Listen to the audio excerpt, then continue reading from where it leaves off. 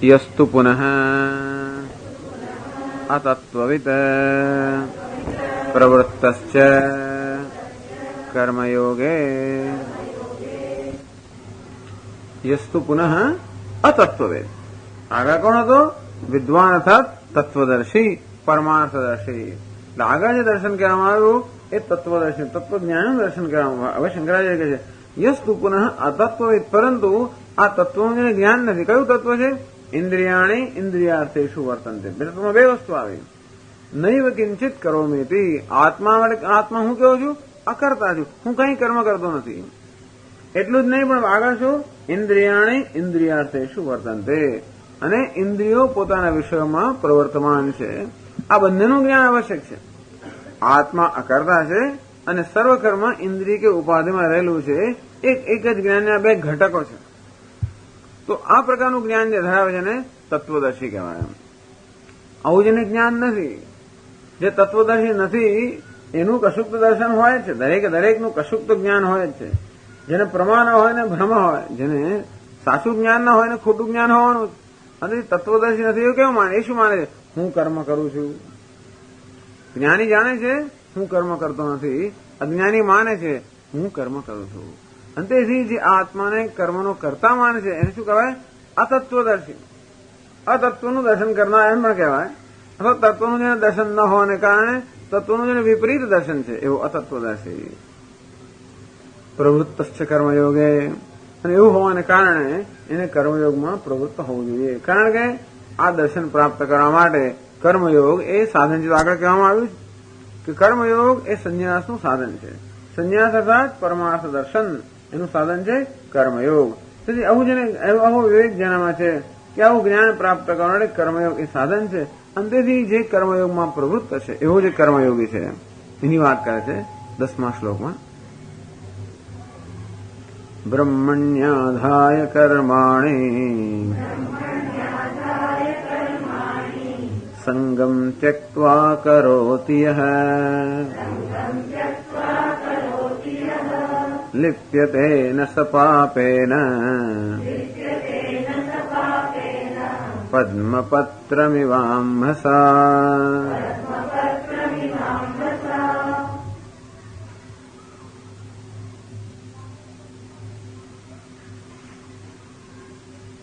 બ્રહ્મણી આધાય કર્માણી સંગમ ત્યક્ત્વા કરોતિ યઃ.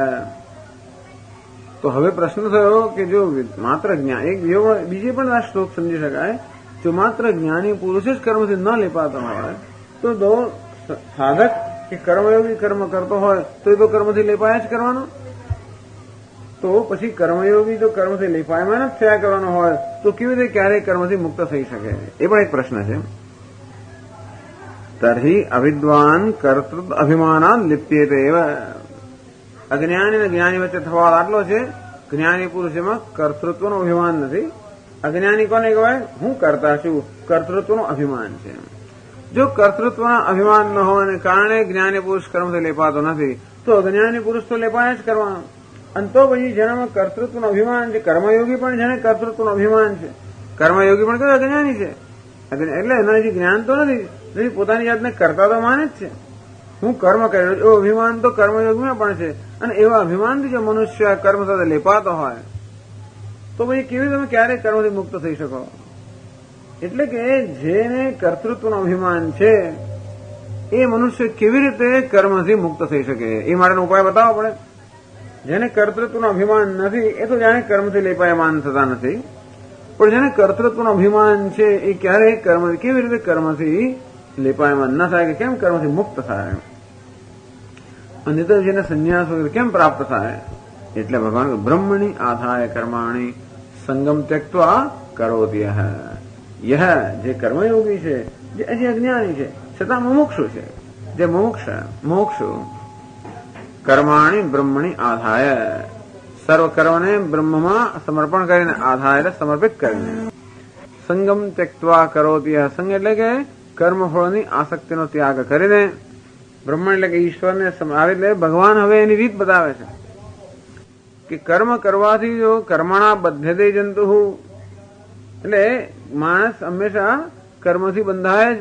અને વિદ્યા તું વિમુચ્યતે, અને જો જ્ઞાનથી જ મુક્ત થવાનું હોય તો પણ આપણે એ પગથિયામાં જવું કેવી રીતે? કર્મથી જો માણસ બંધાવાનો જ હોય તો કેવી રીતે પછી આપણે એવું કરી દીધું આપણે કર્મથી મુક્ત કેમ થઈ શકીએ? શું કર્મને છોડી દઈએ તો જ કર્મથી મુક્ત થવાય? એ તો તમે ના પાડો છો કે સંન્યાસસ્તુ મહાબાહો દુઃખમાપ્તુમ.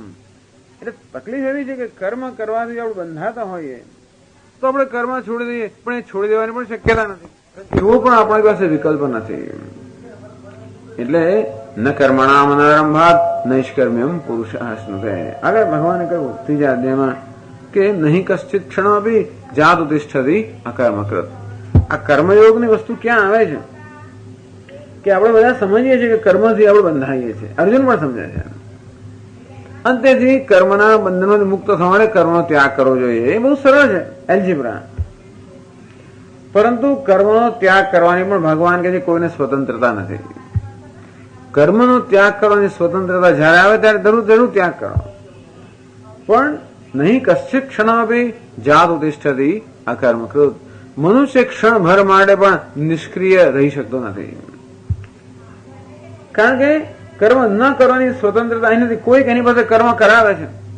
કાર્યતે હિ અવશ્ય કર્મ સર્વ પ્રકૃતિ જૈર્ગુણૈ. પ્રકૃતિના જે પ્રકૃતિ છે એ જ મનુષ્યની પાસે કર્મ કરાવે છે. સદૃશમ ચેષ્ટતે સ્વસ્ય પ્રકૃતિ જ્ઞાનવાન અપી. કે છે કોઈ વિવેક મનુષ્ય હોય તો પણ પોતાની પ્રકૃતિના અનુસરીને ચેષ્ટા કરતો હોય છે.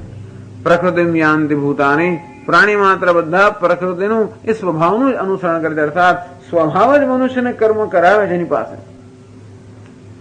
બલાદિવ નિયોજિત. કઈ વસ્તુ છે? જાણે કે પેલા સ્વામી કોઈ શેઠ હોય અને નોકરો પાસે બળજબરીપૂર્વક કામ કરાવે તો અંદર એવું કશું કરેલું છે જે મનુષ્યને બળજબરીપૂર્વક કરાવી રહ્યું છે.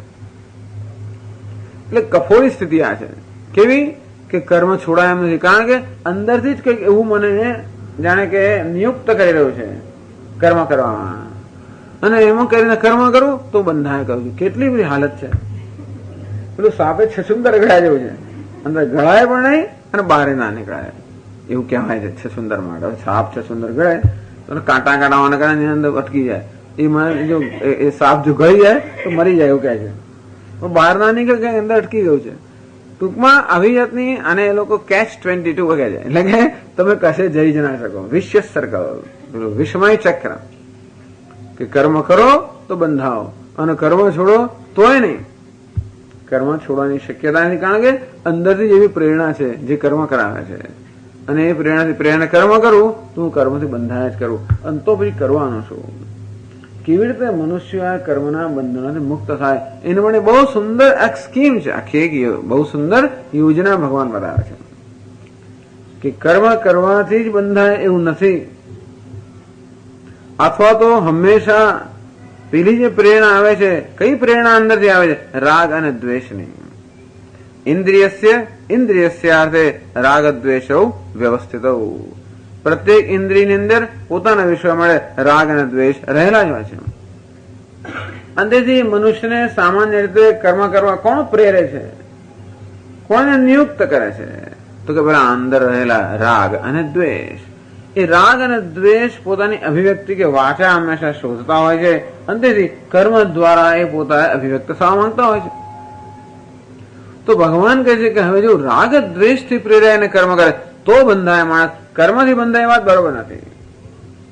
એટલે આની સમજ એવી છે, રહસ્ય, કે એવું નથી કે માણસ કર્મથી બંધાય છે. માણસ શેનાથી બંધાય છે?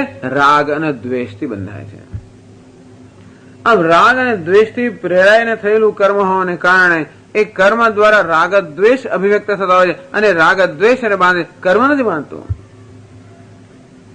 એટલે ભગવાન કર્મયોગમાં આપણને કર્મની જે પ્રેરણા સામાન્ય મનુષ્યમાં હોય એના કરતા કોઈ ભિન્ન પ્રેરણા આપે છે. કે સામાન્ય મનુષ્ય રાગ દ્વેષથી પ્રેરાઈને કર્મ કરતો હોય છે, એને બદલે બ્રહ્મની આધાય કર્માણી.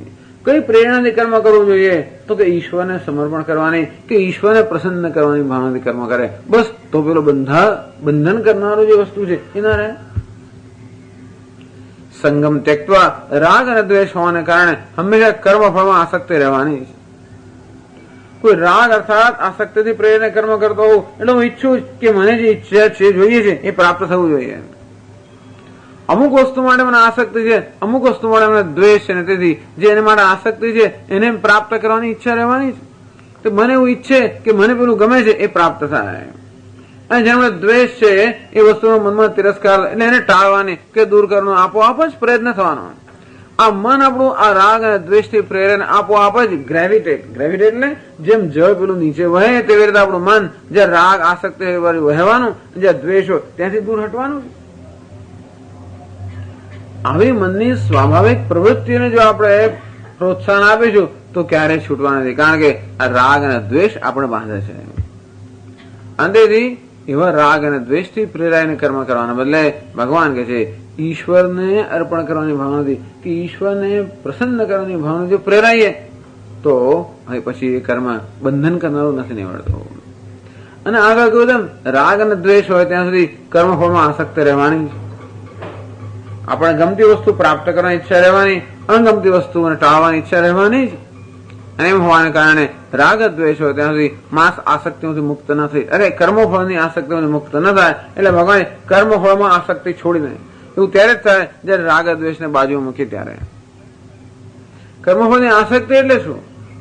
અમુક જ પ્રકારનું ફળ મળે એ પ્રકારની આપણો આગ્રહ કે ઈચ્છા, કે અમુક જ આ કર્મ કરું છું પણ અમુક જ પ્રકારનું ફળ મળે એ પ્રકારની ઈચ્છા, કે બીજું પેલું ફળ ન મળે એ પ્રકારની ઈચ્છા.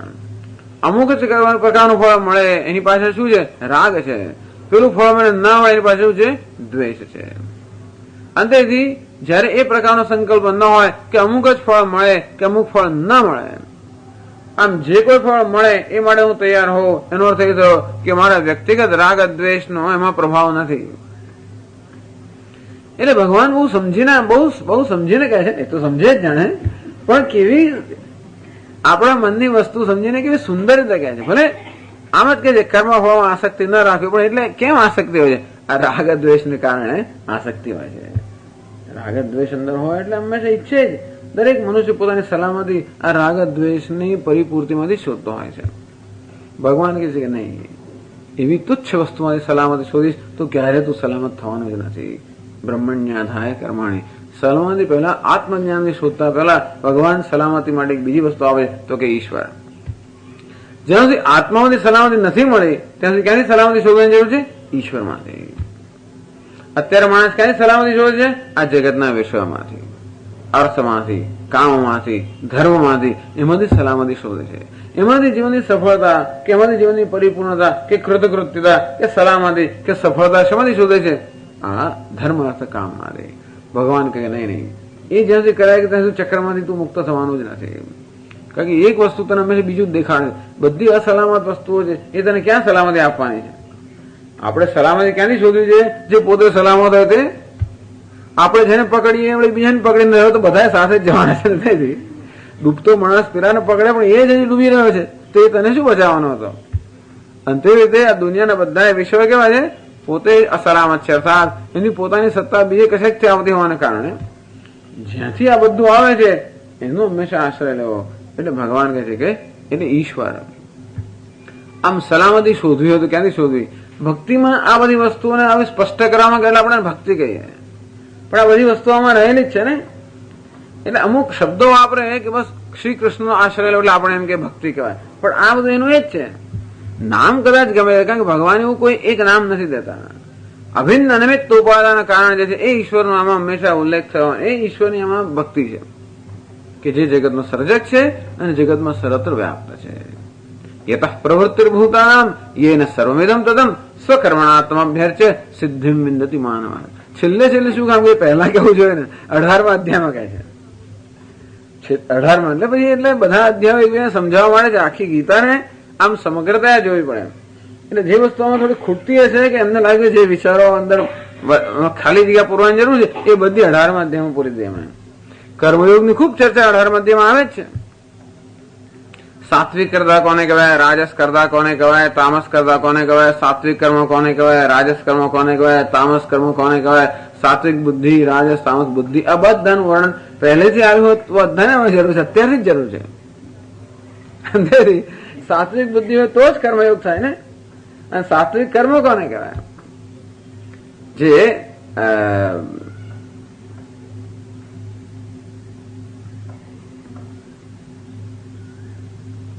રજસનું તો મને યાદ છે કે યત્તુ કામેપ્સુના કર્મ સાહંકારેણ ક્રિયતે સાહંકારેણ વાકૃતમ, પરંતુ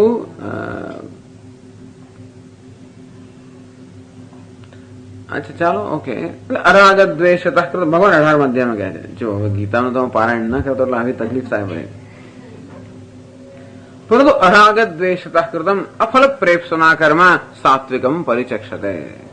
જે કર્મ રાગ અને દ્વેષ વગર નિયતમ સંગ્રહિતમ, જે નિયતમ અર્થાત જે પોતાનું કર્તવ્ય કર્મ છે, સંગ્રહિતમ હું કરવાનું અભિમાન પણ નથી, ઈશ્વર કરાવી રહ્યો છે.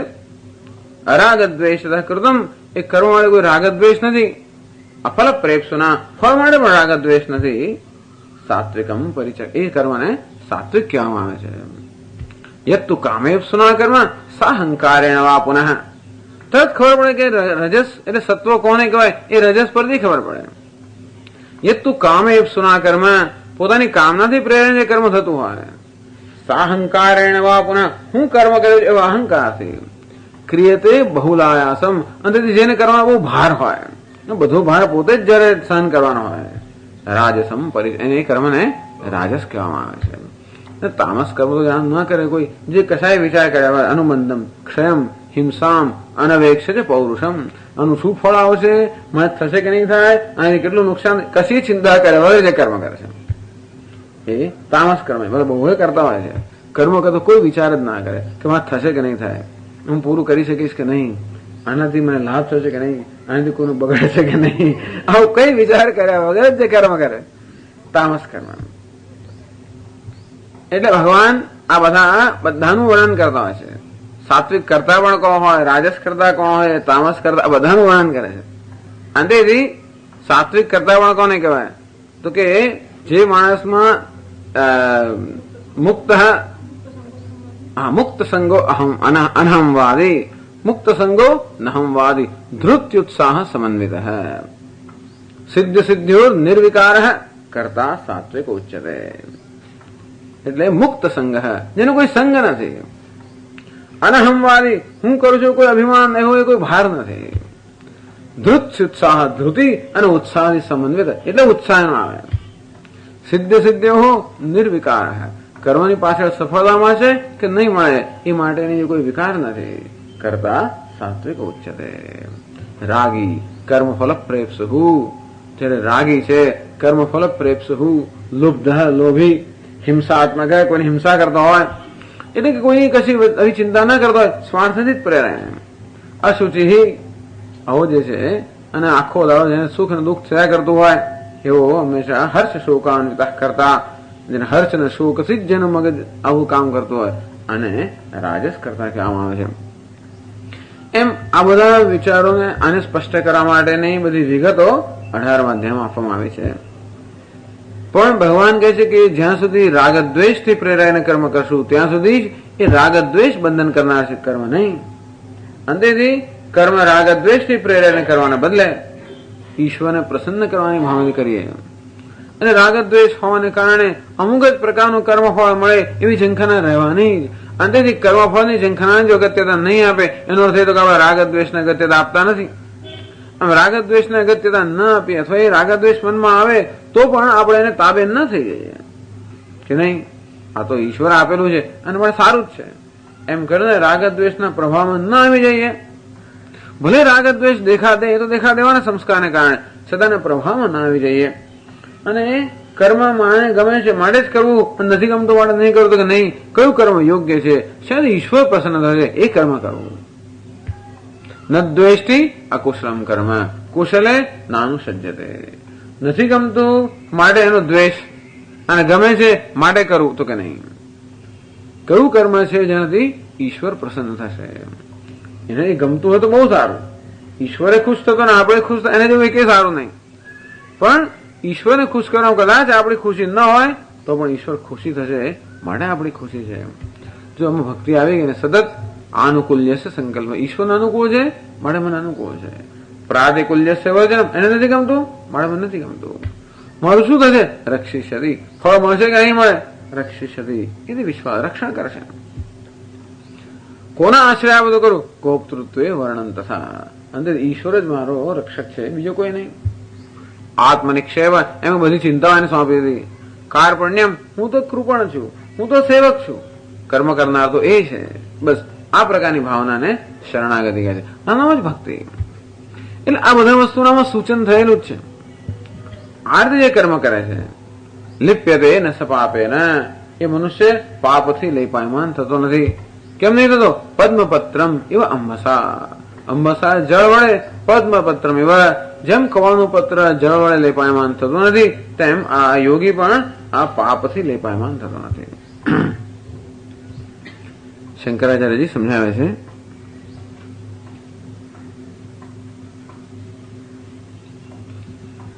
બ્રહ્મણી ઈશ્વરે આધાય નિક્ષિપ્ય તદર્થમ કરોમિ ઇતિ ભૃત્યૈવ સ્વામ્યર્થમ સર્વાણિ કર્માણિ મોક્ષે વિફલે સંગમ ત્યક્ત્વા કરોતિ યહ સર્વકર્માણિ લિપ્યતે ન સપાપેન ન સંબધ્યતે પદ્મપત્રમિવાંભસા ઉદકેન. બ્રહ્મણી ઈશ્વરે આધાય કર્માણી. બ્રહ્મ એટલે કે ઈશ્વર, અહીંયા થાય સગુણ બ્રહ્મ. આ ઈશ્વરને આધાય નિક્ષિપ્ય સર્વ કર્મ ઈશ્વરને સમર્પિત કરીને. એટલે કેવી રીતે સમર્પિત કરવું અહીંયા સમજાવે છે આચાર્ય. તદર્થમ કરોમિ ઇતિ. આ જે કર્મ કરું છું એ કોને માટે કરું છું? ઈશ્વર માટે કરું છું. કેવી રીતે? એની પાછળ પણ ભૃત્યૈવ સ્વામ્યર્થમ. તો જો કેવું દરેક વખતે નવી સમજ આપે છે કર્મ વિશે. આગળ કહ્યું કે ભાઈ જ્ઞાન પ્રાપ્તિનો જ્ઞાન પ્રાપ્તિ ઉપાયત્વને જ્ઞાન પ્રાપ્તિનો ઉપાય તરીકે કરે. કારણ કે ત્યાં સાંખ્યને એવી ચર્ચા હતી. ત્યાં જ્ઞાનનો વિષય હોવાને કારણે કહ્યું કે જે કર્મ જે જ્ઞાન પ્રાપ્તિના ઉપાય રૂપે કરે છે. અહીં વિષય ભક્તિનો હોવાને કારણે કહે છે સ્વામ્યર્થમ ભૃત્યૈવ. તો ભક્ત કેવી રીતે કર્મ કરે? જેવી રીતે નોકર હોય, સેવક હોય, એ જેમ સ્વામી માટે કર્મ કરતો હોય. હવે એની પાસે કેવી સુંદર ભાવના છે. સેવક જયારે સ્વામી માટે કર્મ કરતો હોય ત્યારે એ કોના લાભ માટે કર્મ કરે? સ્વામીના લાભ માટે. એમાંથી જે ફળ મળે પણ કોને મળે? સ્વામીને મળે, પોતાને ના મળે. એટલે એ સમજ સાથે કર્મ થતું હોય છે. તમે વિચારો, આપણે કરીએ છીએ કે નહીં? આપણે નોકરી કરવા જયારે જઈએ અને ત્યારે આપણે જે કંઈ ત્યાં આગળ કરતા હોઈએ, ધારો કે આપણે એમનો માલ વેચતા હોઈએ, આપણે બધું જ કરીએ છતાંય અને એમાં સારામાં સારો નફો મળે એ પ્રકારને આપણે હંમેશા વાટાઘાટો કરીએ. અને છતાં આપણે ખબર છે નફો કોને મળે? તો શેઠને મળવાનો. અને છતાં આપણે કરીએ છીએ. અર્થાત જે હું કર્મ કરું છું એનું ફળ મારે માટે નથી, આ સ્વામી માટે છે. સેવકની આ પ્રકારની ભાવના હોય છે. એટલે એવી ભાવના હોય તો એને આપણે સેવક કહીએ. એવી શુદ્ધ ભાવના તો ક્યાંય કદાચ ન હોય, પણ જેટલા ઊંચા આ ભાવના શુદ્ધ હોય. દરેક નવે એવી ભાવના હોય કે અમારે પોતાને કઈ કમિશન મળે વગેરે વગેરે. હંમેશા એટલા માટે જે સેલ્સ મેનેજરો કે એક્ઝિક્યુટિવ હોય થોડું કમિશન, નહીતર એ લોકો તો ભાઈ ખાલી પગાર જ મળવાનો હોય તો એટલો ઇન્સેન્ટિવ એમને ન હોય જેટલો એમને થોડું કમિશન મળવાનું હોય ત્યારે. એટલે આ જમાનાની અંદર આવી શુદ્ધ ભાવનાઓ તો નથી હોતી કે શેઠ એવા શુદ્ધ રહ્યા નથી માટે પ્લસ નોકર પણ શુદ્ધ ના રહે. પહેલાના જમાનામાં શેઠ પણ શુદ્ધ હોય અને સેવકની બધી દરકાર કરતો હોય તો સેવક પણ શુદ્ધ હોઈ શકે. હવે એવું કોઈએ ન રહ્યું હોવાને કારણે આવું હવે જોવા બહુ ઓછું મળતું હોય. અને છતાં પણ જેવી રીતે સેવક કામ કરતો હોય એ કોને મળે? રસોઈ બનાવે કોને બનાવે? તો કે સ્વામી માટે બનાવું છું, પોતાના માટે નહીં. અંદરથી એ રસોઈ બનાવતો ત્યારે મસાલો કેવો નાખે? સ્વામીને ભાવતો એવો મસાલો. સાહેબ એના શેઠ જે હોય એને ભાવતો એવો મસાલો, પોતાને ભાવતો એવો નહીં. એને સાકર નથી ભાવતી તો નહીં નાખવાની, એને ખાંડ નથી ભાવતી કે ભાવે છે જે ભાવતું હોય, મોડું ખાય છે, તીખું ખાય છે, શું એ પ્રમાણે રસોઈ બનાવે. અર્થાત રસોઈ બનાવતી વખતે જાણે કે અજાણે એનામાં હંમેશા એના શેઠનું ધ્યાન થતું હોય મનની અંદર. મસાલો નાખતી વખતે આમ આડો જોઈને કે એનું ભાન બીજે જ હોય, ધારો કે બેભાન પડે કામ કરતો હોય અને તો ગમે તેની રસોઈ ગમે તેવી થાય, પણ સભાનતાથી કામ કરતો હોય તો હંમેશા કેટલો મસાલો જાય જેટલો જેને માટે રસોઈ કરે છે એની રુચિ પ્રમાણે. કેટલો ભાત લે કે ઢગલો ભાત ના લે, કેટલો લે જેટલો એને આવશ્યક હોય. એને ઘણી વાર કોઈ ભાત ખાનારો હોય એનો સાહેબ, અને ઘણી વાર રોટલી ખાનારો હોય, ઘણી વાર દરેકની જુદી રુચિ હોય. અને તે દરેક ઘરમાં જુદું બનાવે. 7 જગ્યાએ કામ કરે છે, બધી જગ્યાએ જુદી જુદી પ્રકારની અને જુદા પ્રમાણમાં રસોઈ બનાવવાનો હોય. અને એ રસોઈ બનાવતી વખતે જો એ સાવધ હોય તો એના મનમાં જેને માટે રસોઈ બનાવે છે એનો ખ્યાલ રહેવાનો જ, સૂક્ષ્મ તો ખ્યાલ રહેવો જ જોઈએ. અંધારે તો રસોઈ સારી થાય પણ નહીં. અને તેથી ચોખા લેતી વખતે, બધું કરતી વખતે, મસાલો નાખતી વખતે, શાક એમાં શાક કેમ સમારવું એમાં બધાની રુચિ જુદી હોય છે. કોઈને નાનું ગમે, કોઈને મોટું ગમે, કોઈ ચીરી ગમે, કોઈને અજાય જાતના લફડા હોય છે ને બધામાં, અને કોઈને ભરેલું ગમે, એવા દરેકની રુચિ જુદા પ્રકારની હોય.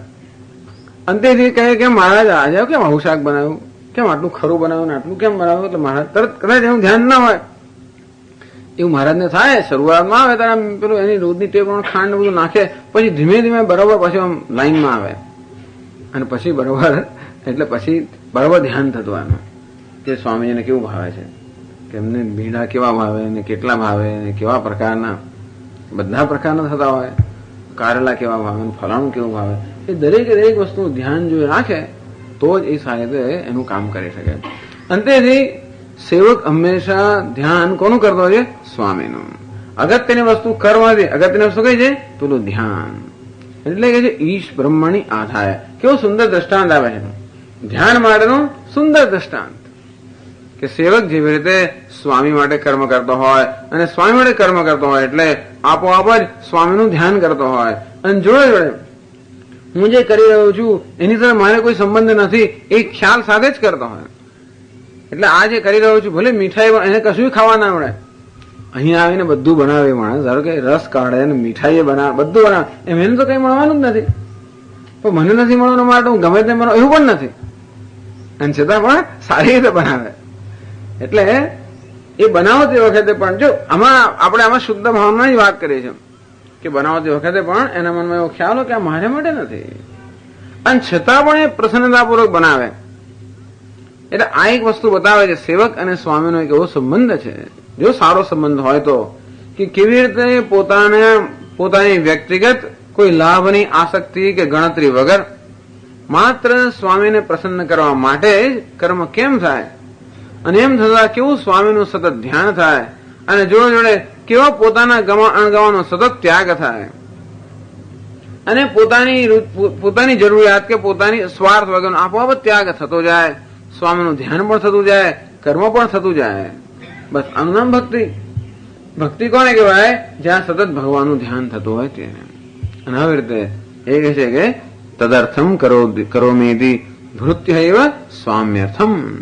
તો જેવી રીતે સેવક સ્વામી માટે કર્મ કરતો હોય તેવી રીતે આ ભક્ત છે કર્મયોગી એ કહે છે હું ભગવાન માટે કર્મ કરું છું. પછી તો બહુ કડક વસ્તુ કહે છે સંગમ ત્યક્ત્વા. તોય પણ પેલો સેવક જે હોય એને તો અપેક્ષા કે સ્વામી મને પગાર તો આપ, એવી તો અપેક્ષા હોય. એટલે પછી કોઈ પણ દ્રષ્ટાંત પૂરેપૂરો તો ના જ લાગવો પડે. સેવકને ખબર છે કે ભાઈ આમાંથી મને પણ જમવાનું મળવાનું છે, કદાચ એવું હોય, અથવા તો મને પગાર મળવાનો છે, એમ કરીને એને કર્મફળ મળવાનું હોવાને કારણે કદાચ એને એવી કર્મફળમાં આસક્તિ નથી, તો પછી એવું પણ ના હોવું જોઈએ. એટલે કે છે મોક્ષેપી ફલે સંગમ ત્યક્ત્વા. કારણ કે જેટલે અંશે કર્મફળની અંદર આપણું ધ્યાન હોય એટલે અંશે કર્મમાં કે પેલા ધ્યાનમાં ઓછું ધ્યાન હોય. અગત્યની વસ્તુ છે કે ધ્યાનમાં જ આપણું ચિત્ત પરોવાયેલું હોય. ये तो सर्वाणी कर्माणी मयि संन्यस्य मत पराह अनन्येनैव योगेन माम ध्यायंत उपासते. जो કર્મયોગને 12મા અધ્યાયમાં ભક્તિ કહેવામાં આવી છે કે જુદા પ્રકારનો એ કર્મયોગી નથી, પણ એને પછી એ જ કર્મયોગનું વર્ણન ભક્તિના સંદર્ભમાં આ રીતે કરવામાં આવ્યું. ये तो सर्वाणी कर्माणी मयि संन्यस्य, જે સર્વ કર્મ મને સમર્પિત કરને, અને મયી સંન્યસ્ય અનન્યેનૈવ યોગેન મામ ધ્યાયંત, સતત મારું ધ્યાન કરતા ઉપાસતે, મારી જ ઉપાસના કરે છે. અર્થાત કર્મ કરતી વખતે હંમેશા કશાક ને કશાકનું ધ્યાન થતું જ હોય. સામાન્ય મનુષ્ય કર્મ કરતી વખતે પોતાનામાંથી શું લાભ થશે એનું ધ્યાન કરતો હોય. મોટે ભાગે આમાંથી આ કર્મનું કયું ફળ મને મળશે એ સામાન્ય રીતે ધ્યાનનો વિષય હોય. અથવા તો સતત અંદરથી રાગ દ્વેષનું ધ્યાન હોય. મને નથી ગમતું તો એ કરવાનું છે, ક્યારે પૂરું થશે, શું કરવું, એવું ક્યાંક થતું હોય ધારો કે અંદરથી કે તો રાગ દ્વેષ એની પાસે ધ્યાન કરાવતા હોય. અથવા આમાંથી શું લાભ થવાનો છે એનું ધ્યાન થતું હોય. વિચાર કરો, આપણું મન આપોઆપ જ કઈ વસ્તુમાં આપણા ધ્યાનને દોરી જતું હોય છે. તો કેવી રીતે સૂક્ષ્મ રીતે મન પર કાબુ લાવવાની બહુ સરસ રીત ભગવાન બતાવે છે. ભગવાનને ખબર છે કર્મયોગ પણ ધ્યાનનો જ એક પ્રકાર છે. અથ ચિત્તમ સમાધાતુમ ન શક્નોષિ મયી સ્થિરમ અભ્યાસ યોગેન તથા મામ ઈચ્છાપ્તુમ ધનંજય અભ્યાસેપ્ય સમર્થોસી મત કર્મ પરમો ભવ મદર્થમપી કર્માણી કુર્વન સિદ્ધિમ વાપ્સસે. બધી જગ્યાએ એ તો રહેલા જ છે ને. એટલે કર્મ પણ એક ધ્યાનનો પ્રકાર છે. અભ્યાસ સતત આપણું મન ક્યાંક વિચલિત થઈ જાય, સતત આપણું જે ધ્યાન પાછા આના જ કેન્દ્રમાં પાછું આવે. કોને માટે કર્મ થાય છે, કેમ થાય છે, કઈ ભાવનાથી થાય છે. અને જેટલે અંશે કર્મ ફળની ના ચિંતનમાંથી મન મુક્ત હોય એટલે અંશે મન આ કર્મના ચિંતન માટે ઉપલબ્ધ હોય. અને એટલે શંકરાચાર્ય ત્યાં સુધી કહે છે મોક્ષ એવી ફલે સંગમ ત્યક્ત્વા, મોક્ષની પણ ચિંતા કર્યા વગર કે આમાંથી મને મોક્ષ મળશે, મને અંતઃકરણ શુદ્ધિ મળશે, ઈશ્વરનો અનુગ્રહ પ્રાપ્ત થશે એવી ચિંતા કર્યા વગર. એ તો બહુ જ કડક વસ્તુ છે. આપણે એવી તો ચિંતા કરીએ જ, કર્મ કરતા કરતા ભગવાન પ્રસન્ન થાય એવી તો ચિંતા કરીએ જ. એની ચિંતા કરતા હોવાને કારણે આપણે અપ્રસન્ન બનીએ પણ છે. કારણ કે આપણી દ્રષ્ટિએ ભગવાન પ્રસન્ન ના થાય તો આપણે નિરાશ થતા હોઈએ છીએ કે જો આટલું કર્યું તોય ભગવાન કશું નથી કરતો. થાય જ. એનો અર્થ એ થયો કે કર્મ કરતો એવી કંઈક તો અપેક્ષા હતી કે ભગવાન પ્રસન્ન થાય. અને ભગવાન પ્રસન્ન થયો ક્યારે કહેવાય, મને ગમતી કે મને અનુકૂળ કઈ વસ્તુ થાય ત્યારે આપણે ભગવાનની પ્રસન્નતા આપણી દ્રષ્ટિએ મૂલવી હંમેશા. અંતેથી મને અનુકૂળ કઈ વસ્તુ થાય ત્યારે ભગવાન પ્રસન્ન થયો એમ કહું, અંતેથી મને અનુકૂળ ન થાય એટલે ભગવાન જો ને કશું ધ્યાન રાખતો નથી, ભગવાને ન્યાય નથી કરતો વગેરે વગેરે. માણસ બોલી જાય, પછી 5 મિનિટ પછી પાછું ફરી કરવા માંડે. એવું નથી, પણ આવું થઈ જાય આપણને. આને શું કહેવાય, રિએક્શન અથવા પ્રત્યાઘાત. આજે સ્વામીજી સમજાવે હંમેશા કે કર્મફળ આપણે બાંધે એટલે શું, જો કર્મફળ આપણામાં આવો કોઈ પ્રકારનો પ્રત્યાઘાત ઉત્પન્ન કરે, ગમા કે અણગમાનો પ્રત્યાઘાત કર્મફળ પ્રત્યે ઉત્પન્ન થાય, એનો અર્થ એ થયો કે આપણે કર્મફળથી બંધાયા. બાંધવા અર્થાત આપણને અસ્વસ્થ બનાવી દે, આપણે દુઃખી બનાવે. એટલું જ નહીં પરંતુ બીજા કર્મ માટેનું એક બીજ રૂપે એનું નામ બંધન. તો કર્મફળ કેવું આપણે બાંધે, આપણામાં રાગ કે દ્વેષનો, હર્ષ કે શોકનો એક પ્રકારનો પ્રત્યાઘાત ઉત્પન્ન કરે. અને હર્ષ અને શોકનો આ પ્રત્યાઘાત કે રિએક્શન જન્મ્યું એટલે આપોઆપ જ બીજા કર્મનું બીજ પણ રોપાઈ ગયું. આમાંથી મને હર્ષ મળ્યો તો આપોઆપ જ આવું બીજું થાય એવી અપેક્ષા રાખો કે આમાંથી મને શોક પ્રાપ્ત થયો, મળે ફરી વાર આવું ન થાય એવું પણ આપણે ઈચ્છીએ. અને આપોઆપ જ આ હર્ષ અને શોકના પ્રત્યાઘાતમાંથી બીજા કર્મનું બીજ રોપાઈ ગયો. અને આ રીતે કર્મફળ આપણને બાંધનારું, શેની તો બાંધનારું, બીજા કર્મ સાથે બાંધનારું મળ્યું.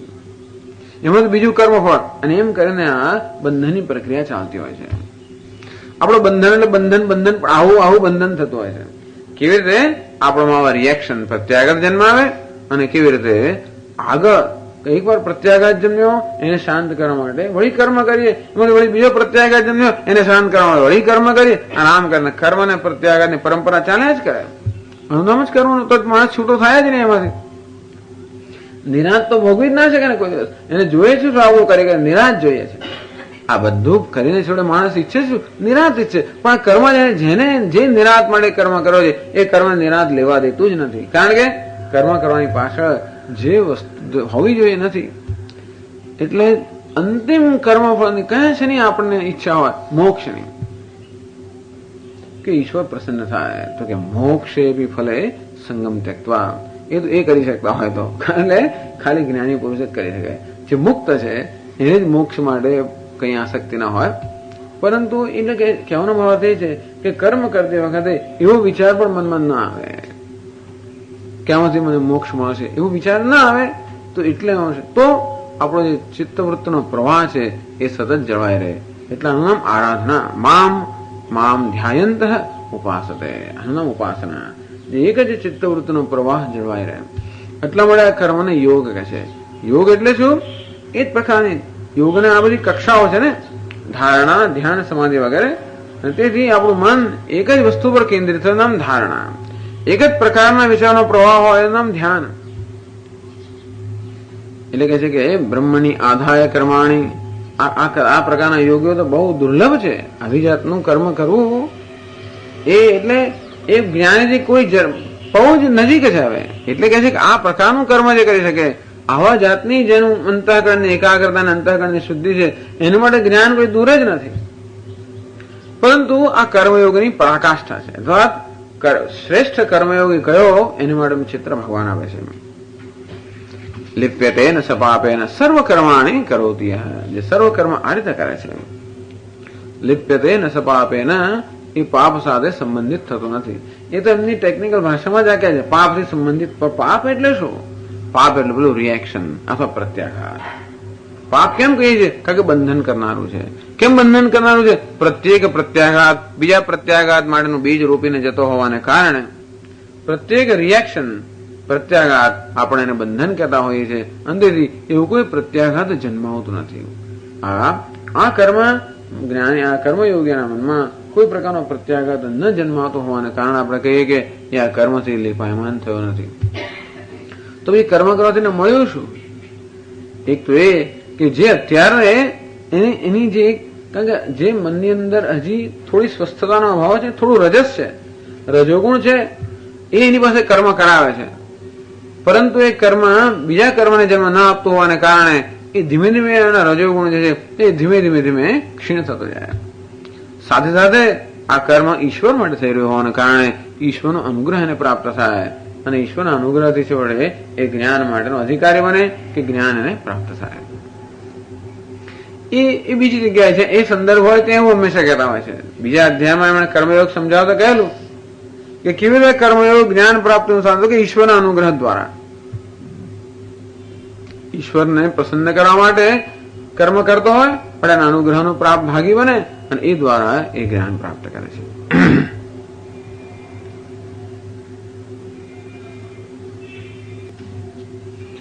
અવિદુષ તર્હિ કૃતેન કર્મણા કિમ સ્યાત.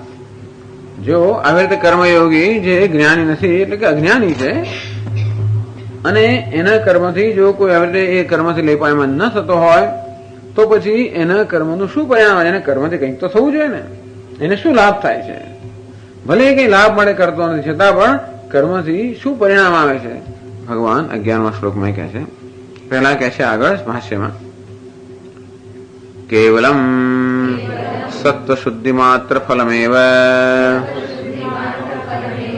તસ્ય કર્મણ સ્યાત યસ્માત. તો કયું ફળ મળે છે? કેવલમ સત્વ શુદ્ધિ માત્ર ફલમ. કર્મનું કશુંક તો ફળ મળવું જ જોઈએ. કર્મ કર્યું એટલે એનું ફળ તો ઉત્પન્ન કરે જ. હવે કોઈ પ્રકારના ફળની ધારો કે તમને કામ ના હોય તો શું થાય? તો કોઈ બાહ્ય ફળની જયારે આપણને કામ ના હોય ત્યારે અંતઃકરણ શુદ્ધિરૂપી ફળ ઉત્પન્ન કરે છે. એટલે આપણે ઈચ્છીએ, આપણે કર્મને જે ઈચ્છે એની રીતે ઉપયોગ કરી શકીએ. આપણે ઈચ્છે કર્મથી કે બહારનું ફળ મળે તો એ પણ મળે, અને ધારો કે એવું ન ઈચ્છીએ તો અંતઃકરણ શુદ્ધિરૂપ સત્વ શુદ્ધિ. સત્વ એટલે અંતઃકરણ શુદ્ધિ માત્ર એવો ફલમ. અંતઃકરણની શુદ્ધિ કે અંતઃકરણ નિર્મળતા રૂપી, અંતઃકરણમાં જે અશુદ્ધિ છે એ દૂર કરવા રૂપી ફળ આનું મળતું હોય છે. યસ્માત કારણ કે, એટલે કહે છે આગળ 11મા શ્લોકમાં, કાયેન મનસા બુદ્ધ્યા કેવલૈરિન્દ્રિયૈરપી યોગિનઃ કર્મ કુર્વન્તિ સંગમ ત્યક્ત્વાત્મશુદ્ધયે.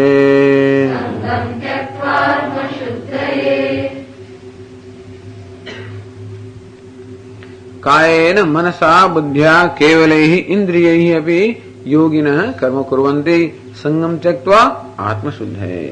યોગિનઃ કર્મ કુર્વન્તિ, આ યોગીઓ કર્મ કરે છે. કેવી રીતે કરે છે? કાયેન એટલે કે શરીરથી, મનસા એટલે કે મનથી, બુદ્ધ્યા એટલે કે બુદ્ધિથી, ઇન્દ્રિય એટલે ઇન્દ્રિય બધા કરે છે. યોગી કઈ નવા નથી. આપણે કર્મ કરતા હોય તો આપણે દેહ અને બુદ્ધિ ને ઇન્દ્રિયોથી જ કર્મ કરીએ. શેનાથી કર્મ? એટલો જ તફાવત છે. કેવલ ઇન્દ્રિય. એટલો તફાવત શું છે? યોગી અને બીજા ભોગી વચ્ચે તફાવત આટલો જ છે. કેવલ અર્થાત કોઈ પ્રકારની આસક્તિ વગર કે આ કર્મ હું કરી રહ્યો છું અથવા તો આ કર્મ મારા વડે થઈ રહ્યું છે એ પ્રકારની આસક્તિ કે મમતા વગર આ યોગી કર્મ કરે છે. યોગીનઃ કર્મ કુર્વંતી. અર્થ યોગીઓ કર્મ કરતા હોય છે. સંગમ ત્યક્ત્વા. હંમેશા કર્મફળ સાધનો સંગનો ત્યાગ કરીને આત્મશુદ્ધ પોતાના અંતઃકરણની શુદ્ધિ માટે અર્થ યોગી કર્મ કરતા હોય છે.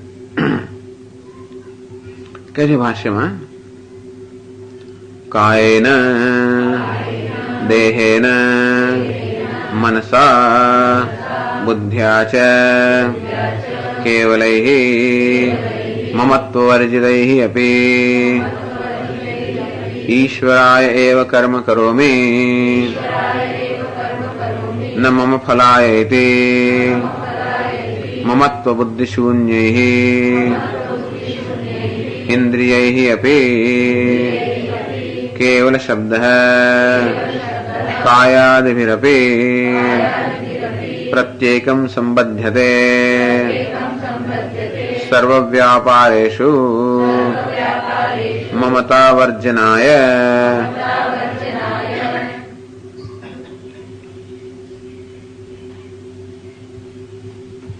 કાયન એટલે દેહેન એટલે દેહથી કાયાથી, મનસા મન વડે, બુદ્ધ્યા છે બુદ્ધિ વડે. મન એટલે જેને સંકલ્પ વિકલ્પ થાય, બુદ્ધિ એટલે જેનાથી નિશ્ચય થાય. કેવલૈ ઇન્દ્રિયૈ અપી મમત્વ વર્જિતૈ અપી. પછી કેવળ ઇન્દ્રિયો વડે શંકરાચાર્ય આગળ કેવલ શબ્દ કાયાદિભિ અપી પ્રત્યેકમ સંબધ્યતે. આ કેવલ શબ્દ છે એ દરેક સાથે એનો સંબંધ હોવો જોઈએ. એટલે કેવલેન કાયેન, કેવલેન મનસા, કેવલયા બુદ્ધ્યા, કેવલૈ ઇન્દ્રિયૈ અપી. જેવું વચન લિંગ હોય એ પ્રકારે આ કેવલ શબ્દને દરેક સાથે જોડવાનો. એટલે કેવળ શરીર છે. કેવળ શરીર એટલે શું? હું શરીર છું એ રીતે નહીં. સામાન્ય રીતે શરીર કર્મ કરતું હોય તો આપણે શું કહીએ? હું કર્મ કરું છું. ઇન્દ્રિયો કર્મ કરતી હોય તો આપણે કહીએ હું કર્મ કરું છું. આ મન બુદ્ધિથી કર્મ થતું હોય તો આપણે આપણી જાતને જોડતા હોઈએ છીએ. એટલે કહીએ કે આપણી જાતને જોડ્યા વગર. પણ અહંકાર તો જોડાયેલો પણ મમકારને જોડ્યા વગર. મમત્વ વર્જિતૈ અપી. એટલે કે આમાં મમત્વ નથી કે આ મારું છે, આ દેહ મારો છે, આ બુદ્ધિ મારી છે, આ ઇન્દ્રિયો મારી છે. એ પ્રકારનું મમત્વ છે. અને મારું હોવાને કારણે, મારી માલિકી હોવાને કારણે એનાથી જે પ્રાપ્ત થાય એ પણ મારું છે. તો કે નહીં, આ દેહથી કામ તો થાય છે પણ આ દેહ કોનો છે? મારો નથી. કોનો છે? ઈશ્વરનો છે. આ મન બુદ્ધિ ઇન્દ્રિયો કોની છે? તો કે ઈશ્વરના છે. ઈશ્વરના છે કારણ કે એને જ આપેલા છે. અને તેથી આ સર્વ ઈશ્વરે આપેલું છે. અને તેથી આ એની સંપત્તિ છે, મારી નહીં. બસ આટલું જ.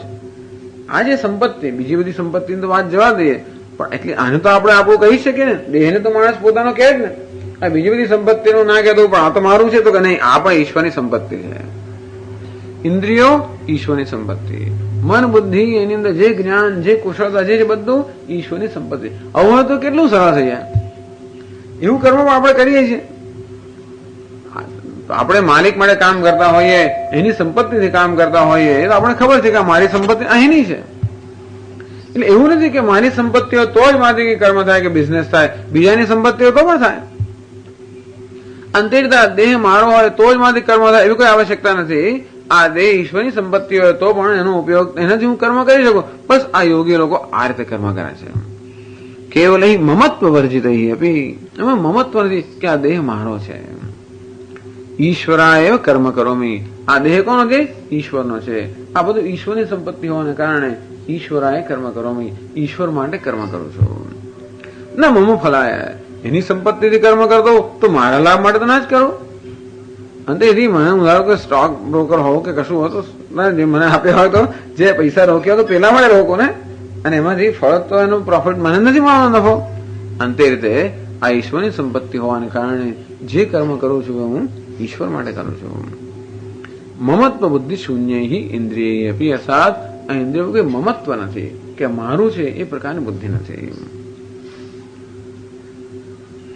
અને આ રીતે કર્મ કરે છે. કહે છે આગળ યોગિનઃ कर्मिणः कर्म कुर्वन्ति संगम त्यक्त्वा फलविषयम् आत्मशुद्धये सत्वशुद्धये इत्यर्थः। योगिनः कर्म कुरु, योगिन એટલે કર્મિણઃ, આમ કર્મી યોગી લોકો કર્મ કુર્વંતિ, કર્મ કરે છે, સંગમ ત્યક્ત્વા ફલ વિષય સંગમ ત્યક્ત્વા ફળનો સંગનો ત્યાગ કરીને આત્મશુદ્ધએ સત્વશુદ્ધએ પોતાના અંતઃકરણની શુદ્ધિ માટે જ યોગી લોકો ઈશ્વર માટે આ રીતે કર્મ કરે છે અને કર્મ કરતી વખતે પણ આ ઇન્દ્રિય વગેરેની અંદર મમત્વ બુદ્ધિ રહિત કર્મ કરે છે અને ઈશ્વરની સંપત્તિથી ઈશ્વરની હું સેવા કરતો હોઉં ત્યારે મને શું લાભ થયો? અંતઃકરણની શુદ્ધિ.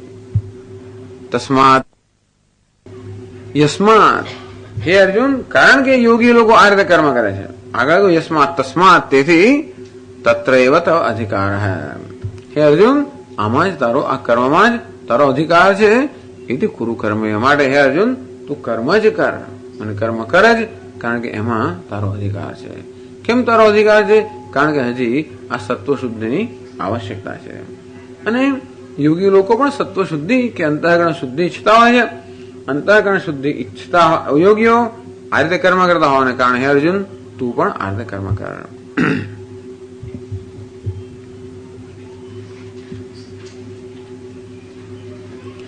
ઓમ પૂર્ણમદ પૂર્ણમિદં પૂર્ણાત પૂર્ણમુદચ્યતે પૂર્ણસ્ય પૂર્ણમાદાય પૂર્ણમેવાવશિષ્યતે. ઓમ શાંતિ શાંતિ શાંતિ. શંકરં શંકરાચાર્યં કેશવં બાદરાયણં સૂત્રભાષ્યકૃતૌ વંદે ભગવन्तौ પુનઃ પુનઃ. ઈશ્વરો ગુરુરાત્મેતિ મૂર્તિભેદવિભાગિને વ્યોમવદ્વ્યાપ્તદેહાય દક્ષિણામૂર્તયે નમઃ. ઓમ શાંતિ શાંતિ શાંતિ. હરિ ઓમ શ્રી ગુરુભ્યો નમઃ. હરિ ઓમ. ઓમ નારાયણઃ પરો વ્યક્તાत्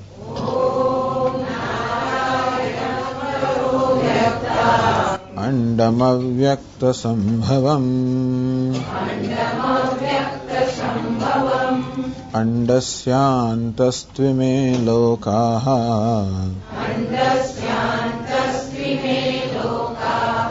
સપ્તદ્વીપા ચ મેદિની.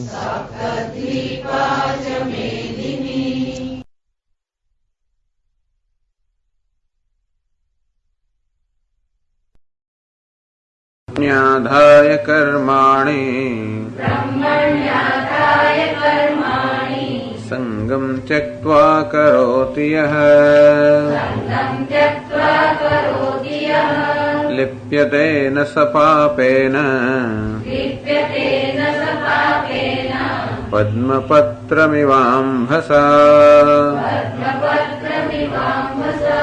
કાયેન મનસા બુદ્ધ્યા કેવલૈરિન્દ્રિયૈરપી યોગિનઃ કર્મ કુર્વન્તિ સંગમ ત્યક્ત્વાત્મશુદ્ધયે. કાયેન મનસા બુદ્ધ્યા કેવલૈઃ ઇન્દ્રિયૈઃ અપી, શરીર મન અને બુદ્ધિથી અને ઇન્દ્રિયોથી કેવલૈઃ, શંકરાચાર્યજીએ સમજાવ્યું મમત્વ વર્જિતૈઃ અપી.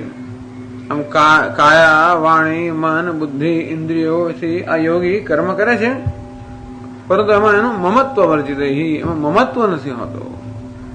યોગિનઃ કર્મ કુર્વન્તિ. આગળ ભગવાને કહ્યું બ્રહ્મણી આધાય કર્માણી સંગમ ત્યક્ત્વા કરોતિ યઃ. કર્મયોગી જે કર્મ કરતો હોય એ ઈશ્વરને સમર્પણ કરવાની ભાવનાથી કરે છે. સ્વામ્યર્થમ ભૃત્યૈવ. જેમ કોઈ સેવક સ્વામી માટે કર્મ કરતો હોય અને તે રીતે આ યોગી ઈશ્વર માટે કર્મ કરે છે. અને એ આગળ સમજાવે છે કે કર્મ કરે છે, સ્વામી માટે કર્મ કરે છે, પોતાને માટે કરતો નથી. એ કેવી રીતે? તો કે મમત્વ વર્જિત, કે દેહ મન આવી ભાવના ક્યારે શક્ય છે કે કર્મ હું ઈશ્વર માટે જ કરું છું, મારે માટે નહીં, એ ભાવના પણ ક્યારે શક્ય છે? જયારે આ વધારાની ભાવના પણ હોય ત્યારે, અથવા વધારાની સમજ પણ હોય કે કાયા, મન, બુદ્ધિ, ઇન્દ્રિય આ જે કઈ છે એ મારું નથી, ઈશ્વરનું છે. મમત્વ વર્જિત, એમાં મમત્વ નથી. જો આ દેહ મન બુદ્ધિને હું મારી સંપત્તિ માનતો હોઉં તો આપોઆપ જ એના દ્વારા કંઈક મને વ્યક્તિગત લાભ થાય એવી ઝંખના રહેવાની છે. પણ એનો મારી સંપત્તિ ન માનતો હોઉં તો પછી એમાંથી લાભ ઉઠાવવાની જે ગણતરી મારામાં નહીં થાય. અને કર્મ કરતી વખતે પણ આ દેહ વગેરે ઈશ્વર આપેલા છે, ઈશ્વરની માલિકીના છે અને મને વાપરવા આપેલા છે. જેમ ટ્રસ્ટી પાસે જે કઈ ધન આવતું હોય ટ્રસ્ટનું કે મંદિરનું, એ પોતાને વાપરવા વહીવટ કરવા માટે આપેલું છે, પોતાનું નથી. અને પોતાનું ન હોય તો એ વહીવટ તો થઈ શકે, એનો વાપરી પણ શકાય, એનો ઉપયોગ કરી શકાય. અંતે રીતે બધી સંપત્તિ આ ઉપાધિ છે એ મને વહીવટ કરવા માટે આપેલી છે. અંતેથી એનો ઉપયોગ મારા વ્યક્તિગત લાભ માટે નહીં, પરંતુ જેની છે આ સંપત્તિ એના લાભ માટે કરવામાં આવે. અર્થાત આ ઈશ્વરની સંપત્તિ છે અને માટે એના અર્થે કર્મ કરવામાં આવે. આ પ્રકારની દ્રષ્ટિ કે ભાવના છે એ કર્મયોગીની. સમજાવે છે એક ટીકાકાર કે કેવી રીતે કેવલેન કાયેન, ધારો કે કાયાથી ભક્ત ધારો કે કર્મ કરતો હોય, એની શરીરથી કર્મ કરતો હોય, કેવું કર્મ કરે? સ્નાન, શૌચ, દ્વિજોચ્છિષ્ટ માર્જનાદિની કર્માણી. સ્નાન કરે, શુદ્ધિ કરે, બ્રાહ્મણની સેવા કરે, એમનું જમી રહ્યા પછી જે કઈ બધું પતરાળા બધું સાફ કરે, આ બધું કામ કરે.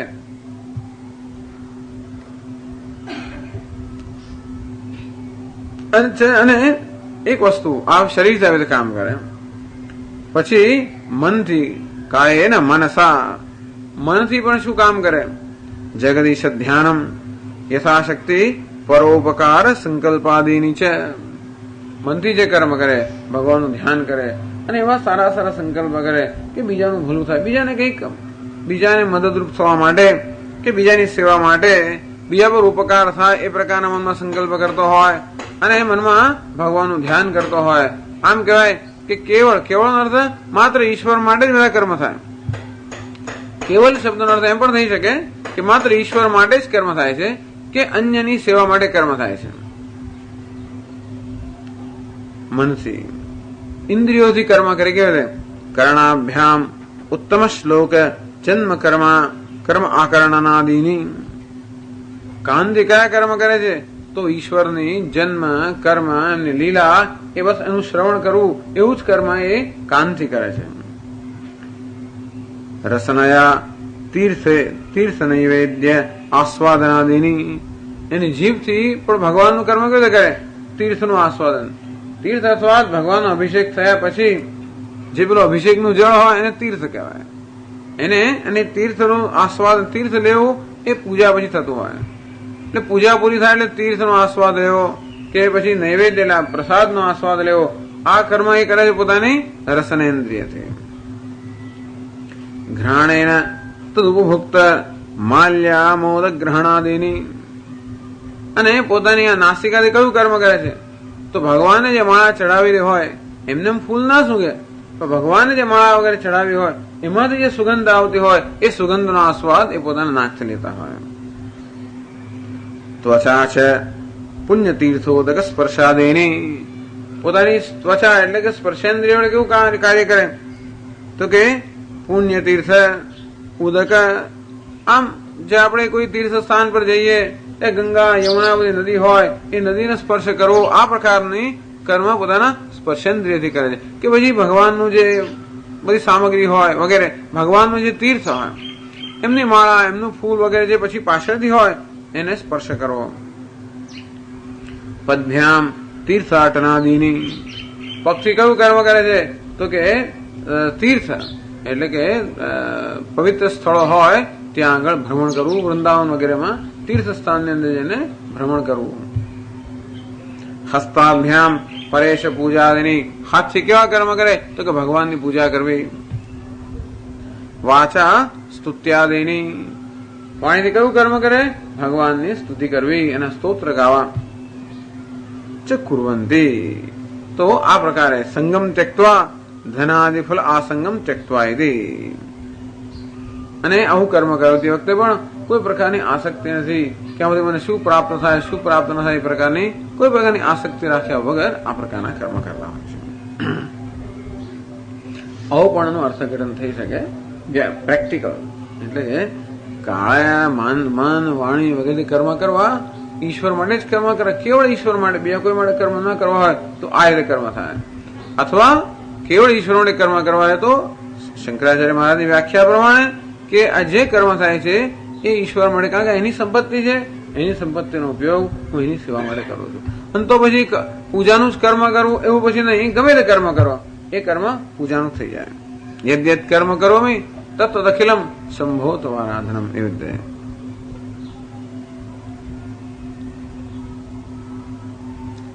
તસ્માત તત્રૈવ તો અધિકાર એથી કુરુ કર્મ એવા. છેલ્લે કહે શંકરાચાર્યજી, એટલે ભગવાન અર્જુન એમ કહેવા માંગે છે આ દ્વારા કે અર્જુન ત્યાં તારો અધિકાર છે.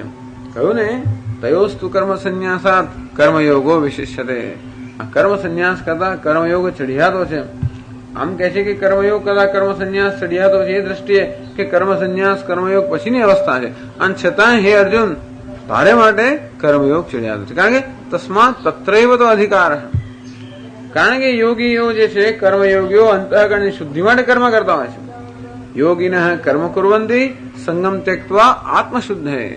અંતઃકરણની શુદ્ધિ માટે યોગીઓ કર્મ કરતા હોવાને કારણે અને અંતઃકરણ શુદ્ધિની આવશ્યકતા હોવાને કારણે તારો આ કર્મયોગમાં અધિકાર છે, અને માટે તું કર્મ કર, તું કર્મનું અનુષ્ઠાન કર. એટલે જ્યાં અંતઃકરણ શુદ્ધ નથી એને માટે કહેવામાં આવ્યું કે આ કર્મ સંન્યાસ કરતા કર્મયોગ ચઢિયાતો છે. એટલે એક પ્રશ્ન કરે છે કે કર્મયોગી પણ કર્મ કરતો હોય ત્યારે પણ હું કર્મ કરી રહ્યો છું એ પ્રકારે કર્તૃત્વ અભિમાન તો હોય જ છે. તો એનામાં કર્તૃત્વ અભિમાન હોવા છતાં પણ એ કર્મથી લેપાયમાન થતો નથી કે કર્મથી મુક્ત થઈ જાય છે. અને સામાન્ય અજ્ઞાની માણસમાં પણ કર્મનું અભિમાન તો હોય છે કે હું કર્મ કરી રહ્યો છું. તો સામાન્ય મનુષ્યમાં અને કર્મયોગીમાં એવો શું તફાવત છે કે બંનેમાં કર્તૃત્વનું અભિમાન હોવા છતાં પણ એક કર્મથી મુક્ત થાય છે અને બીજો કર્મથી બંધાય છે. આ પ્રશ્ન વારંવાર થતો છે.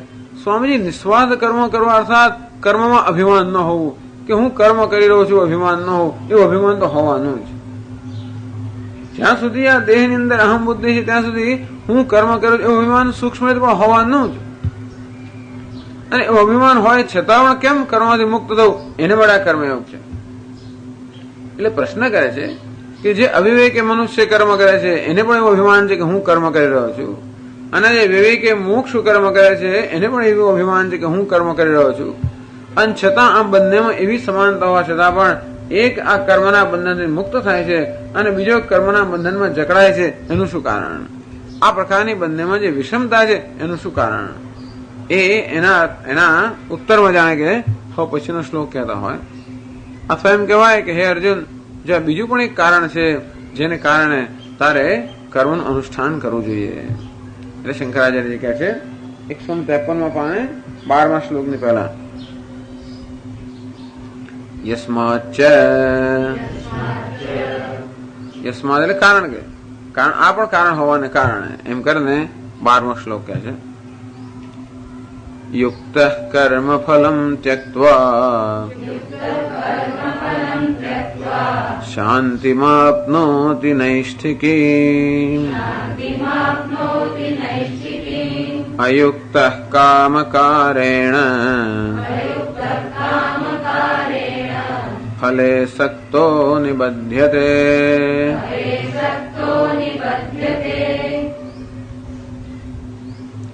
યુક્ત કર્મફલમ ત્યક્ત્વા નૈષ્ઠિકીમ શાંતિમાપ્નોતિ, કે શેનો ત્યાં બંનેમાં કર્તૃત્વ છે.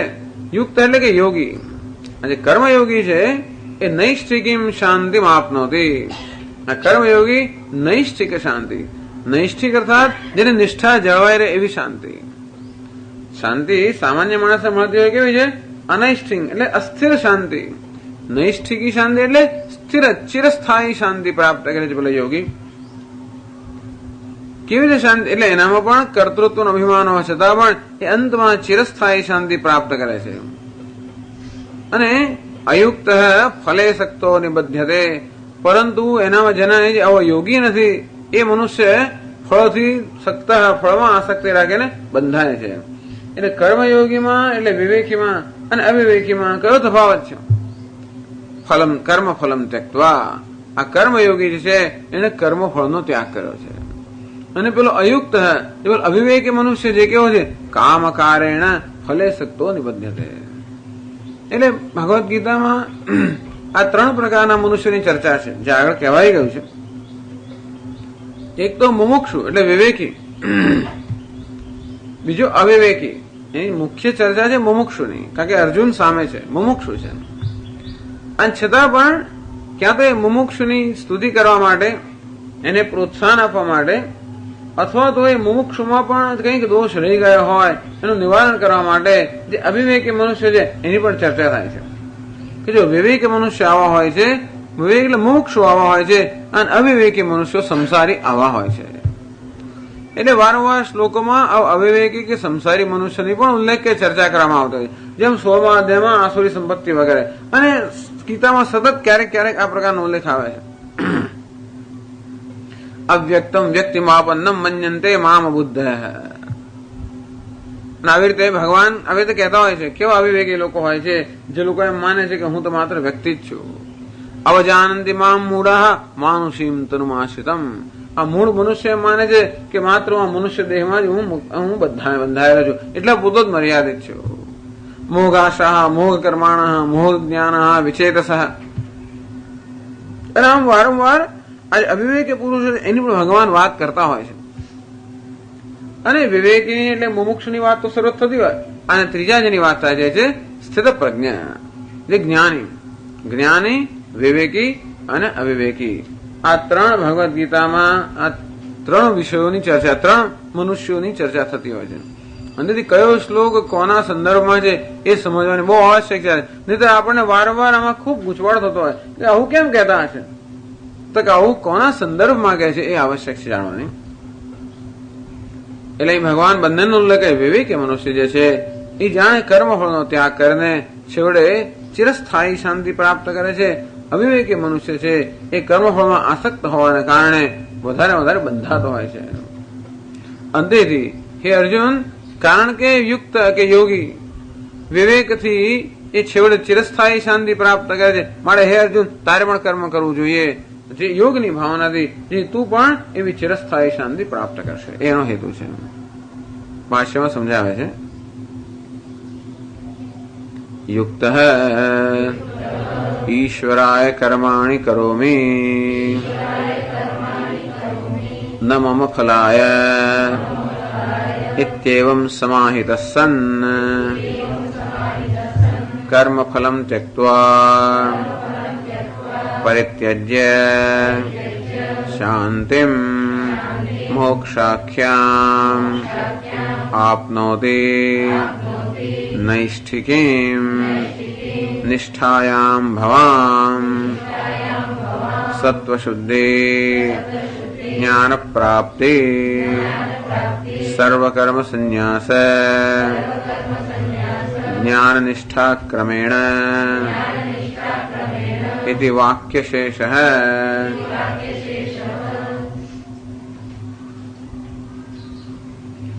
યુક્ત યુક્ત એટલે કે યોગી.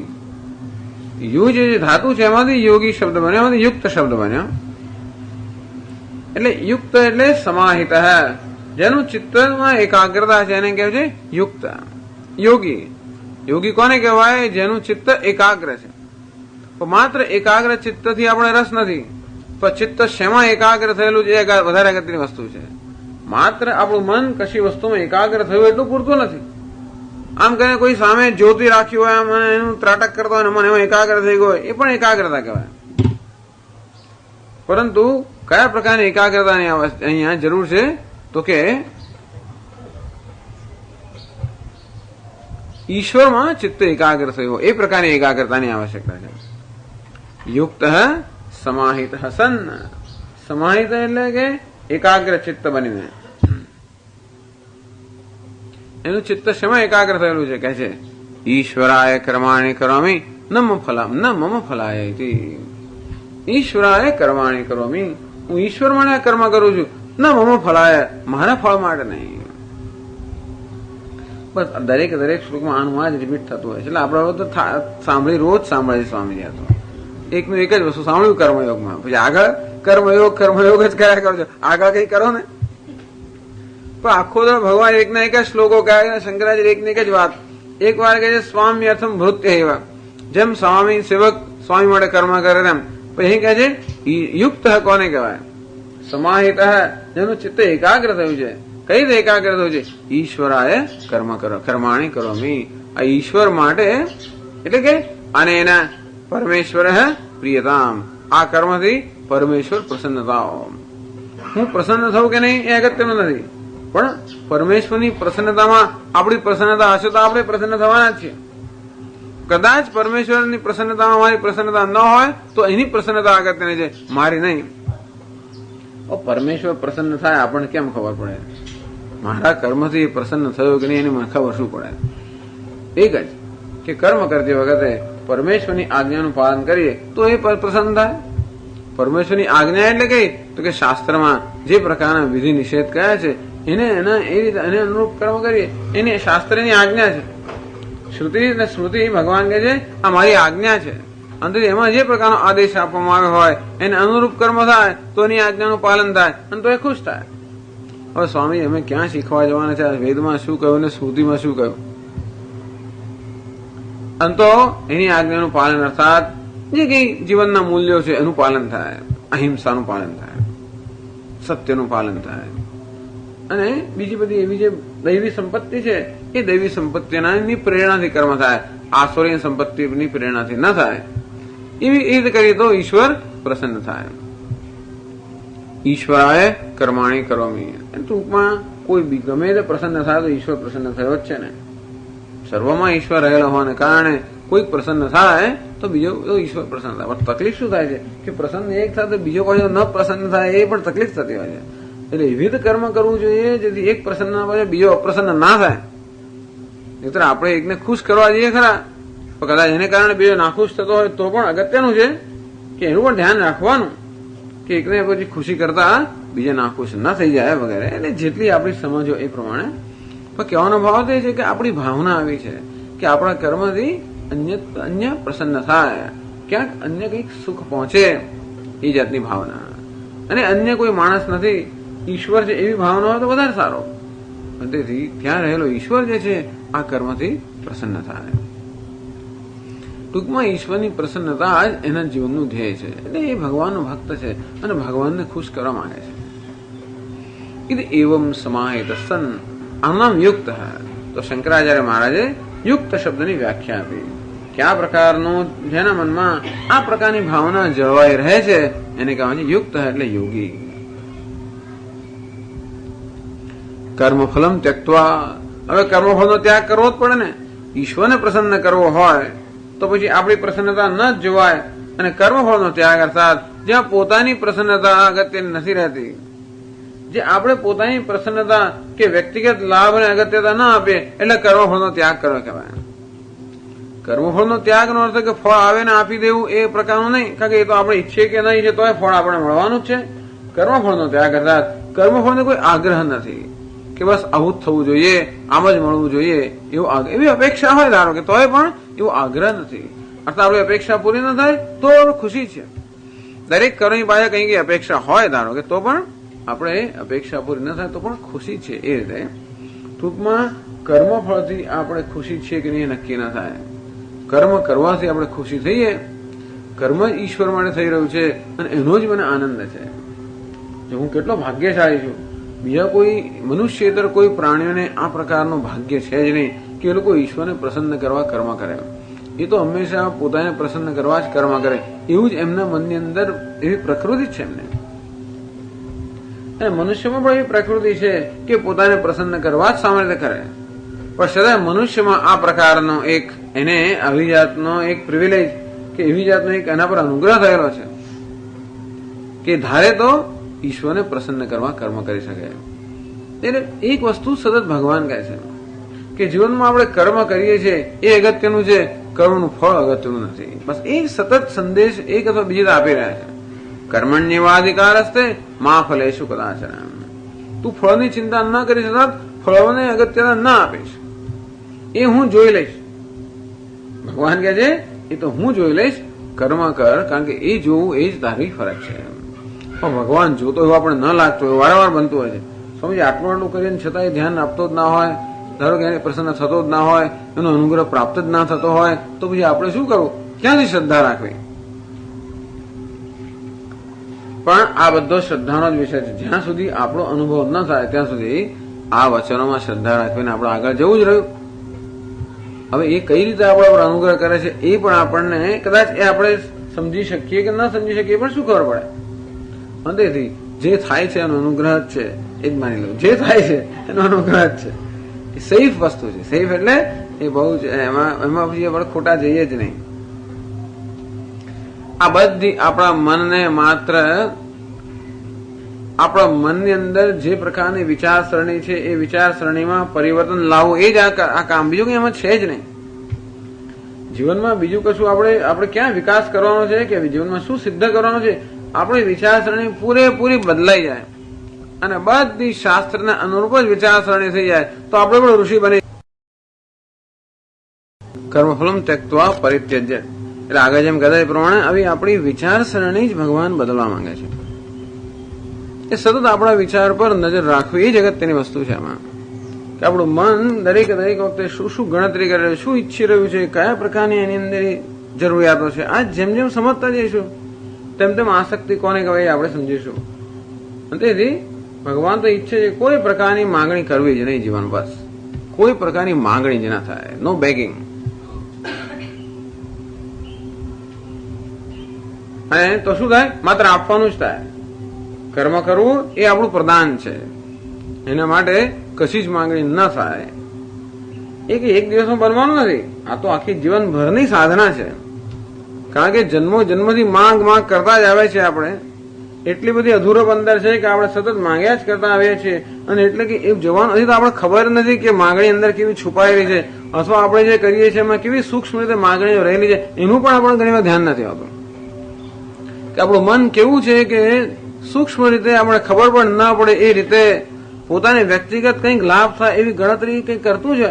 પેલો ભોજ એમ ધૂણે ને પેલું નાખે નાળિયેર તો ગામ ભણી જ નાખે. તેવી રીતે આપણું મન પણ ધૂણે કશું કરે, ભલે ને ભગવાનની સેવા કરતો તોય પણ ગામ ભણી જ નાળિયેર નાખે કંઈક અંદર લાભ જોતું જ હોય છે. ભલે જોતું હોય એના માટે, પણ એ વસ્તુ જાણવાની જરૂર છે. પાછું પહેલી વસ્તુ છે આને જાણવાની જરૂર છે. જેમ જેમ આપણે સ્થૂળ માંગણીઓ છે એ જેમ જેમ હટાવતા જઈશું તેમ તેમ સૂક્ષ્મ માંગણીઓથી પણ આપણે ધીમે ધીમે પરિચિત થશું. અને બધી માંગણી જયારે થાય એટલે ત્યારે ઈશ્વરને સમર્પણ, કે ઈશ્વરે માંગણી પૂરી કરે. જે માંગણી કરવી હોય એ ઈશ્વર પાસે કરીએ. બસ આ કર્મ કર્યું અને જે આવશ્યક છે એ ઈશ્વર પ્રદાન કરશે. ધીમે ધીમે એને એ તો આપણે ઈશ્વરને સમર્પિત થઈ જઈએ. કશી માંગણી ન કરીએ અને જે કર્મ આપણે સમર્પિત થવું એટલે કેવું સમર્પિત થઈએ? હું એટલે કોણ? હું એટલે અહંકાર. અહંકાર એટલે કોણ?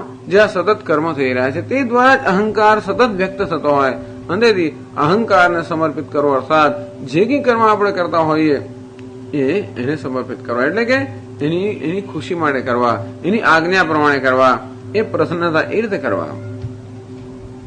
અને બને ત્યાં સુધી કોઈ પણ પ્રકારના ફળની માંગણી કરવી નહીં. જો પોતાનો અહંકાર બતાવો તો અહીંયા બતાવો હું કશું માંગીશ નહીં, ઈશ્વર પાસે નહીં માંગો. પણ નહીં માંગવું છે તો આપીશ તો ખરો જ. આપણે શું હું નહીં માંગુ અને કશું નહીં કરું એવું નહીં. મારે કશું જોઈતું નથી અને તે કશું નહીં કરું એમ નહીં. કશું જોઈતું નથી અને છતાં બધું કરીશ. એકદમ અત્યારે કશું નહીં કરું અને બધું જોઈએ છે ત્યાંથી માંડીને કશું નથી જોઈતું અને બધું કરીશ. આવું એકદમ પૂરેપૂરું શું કહેવાય એને એકદમ પરિવર્તન, સદંતર પરિવર્તન. બસ એ સિવાય કઈ બ્રહ્મજ્ઞાન નથી. આપણે એમ કે બ્રહ્મજ્ઞાન એમને એમ થઈ જાય, આ બધું અંદર કચરો રહી જાય, એક જરાય કચરો રહે ત્યાં સુધી આ આપણે થવાનું નથી. કોઈ પણ પ્રકારનો કચરો ના રહેવો જોઈએ અંદર. અને તેથી આખી પ્રક્રિયા છે જે સફાઈની જ પ્રયત્ન આત્મશુદ્ધ છે. અને જેટલા અંશે આ કચરો જશે આપણું મન શાંત થશે. બધો કચરો જતો રહેશે, મન પૂરેપૂરું શાંત થઈ જશે. એટલે કે છે શાંતિમાં આપનોતી નૈષ્ઠિકીમ પરિત્યજ્ય. જે વસ્તુ મનમાં અશાંતિ ઉત્પન્ન કરે છે આ કર્મફળની આસક્તિ છે. એટલે ભગવાન જયારે એમ કે છે કે યોગી પેલી ચિરસ્થાયી શાંતિ પ્રાપ્ત કરે છે એવું ક્યારે શક્ય બને? એટલા જ માટે કે જે વસ્તુ મનને અશાંત કરે છે કે દુઃખ દે છે એ વસ્તુનો એને ત્યાગ કર્યો છે. એટલે ભગવાન આપણે એમ નથી કહેતા કે તમે આ ત્યાગ કરો. ભગવાન કે જો આનાથી દુઃખ થાય છે અને જેનાથી દુઃખ થતું હોય એ છોડવું જોઈએ. આ સામાન્ય નિયમ છે. જે વસ્તુ દુઃખ આપતી હોય એ આપણે પકડી રાખવાથી દુઃખ આપતી હોય તો જે વસ્તુ દુઃખ આપતી હોય એ છોડવી જોઈએ. તો જ્યાં કર્મ હોવાની આસક્તિ તને દુઃખ આપે છે, તારા મનની માંગણીઓ છે તે તને દુઃખ આપે છે, ભલે માંગણી મન કરતો હોય છતાં પણ એને તું સમર્થન ના આપીશ. અને આમ કર્મફળની આસક્તિ એ અશાંતિનું મહાન કારણ છે. એટલે ભગવાન 12મા અધ્યાયમાં કહે છે ધ્યાનાત કર્મફલ ત્યાગ ત્યાગાત શાંતિ અનંતરમ. ધ્યાન કરતા પણ આ કર્મફળનો ત્યાગ સૌથી ચડિયાતો છે. કેમ? ત્યાગાત શાંતિ અનંતરમ. ત્યાગાત અનંતરમ શાંતિ. જેવો ત્યાગ કર્યો કર્મફળનો તરત શાંતિ. જેટલા અંશે ત્યાગ કર્યો એટલે અંશે શાંતિ. કર્મફલમ ત્યક્ત્વા પરિત્યજ્ય શાંતિમ મોક્ષાખ્યામ આપનોતી. ખરેખરી શાંતિને જ મોક્ષ કહેવામાં આવે છે. મોક્ષ એટલે સંસારો પરમ, પૂરેપૂરો ઉપરમ. એટલે પ્રપંચોપશમ શાંત કહે છે. પ્રપંચોપશમમ શાંતમ શિવમ અદ્વૈતમ ચતુર્થમ. પ્રપંચ ઉપશમમ. જે સર્વ પ્રપંચનો ઉપશમ થઈ ગયો, સર્વ પ્રપંચ શાંત થઈ ગયો. પ્રપંચનો અર્થ નહીં કે જગત શાંત થઈ ગયું અને શરીર શાંત થઈ ગયું અને મનના વિચારો શાંત થઈ ગયું નહીં. પ્રપંચ અથવા સંસાર એટલે સંઘર્ષ. આપણે વિચારો દુઃખ નથી આપતા, સંઘર્ષ દુઃખ આપે છે. વિચારો દુઃખ નથી આપતા, આપણને પેલા માન અપમાન દુઃખ આપે છે.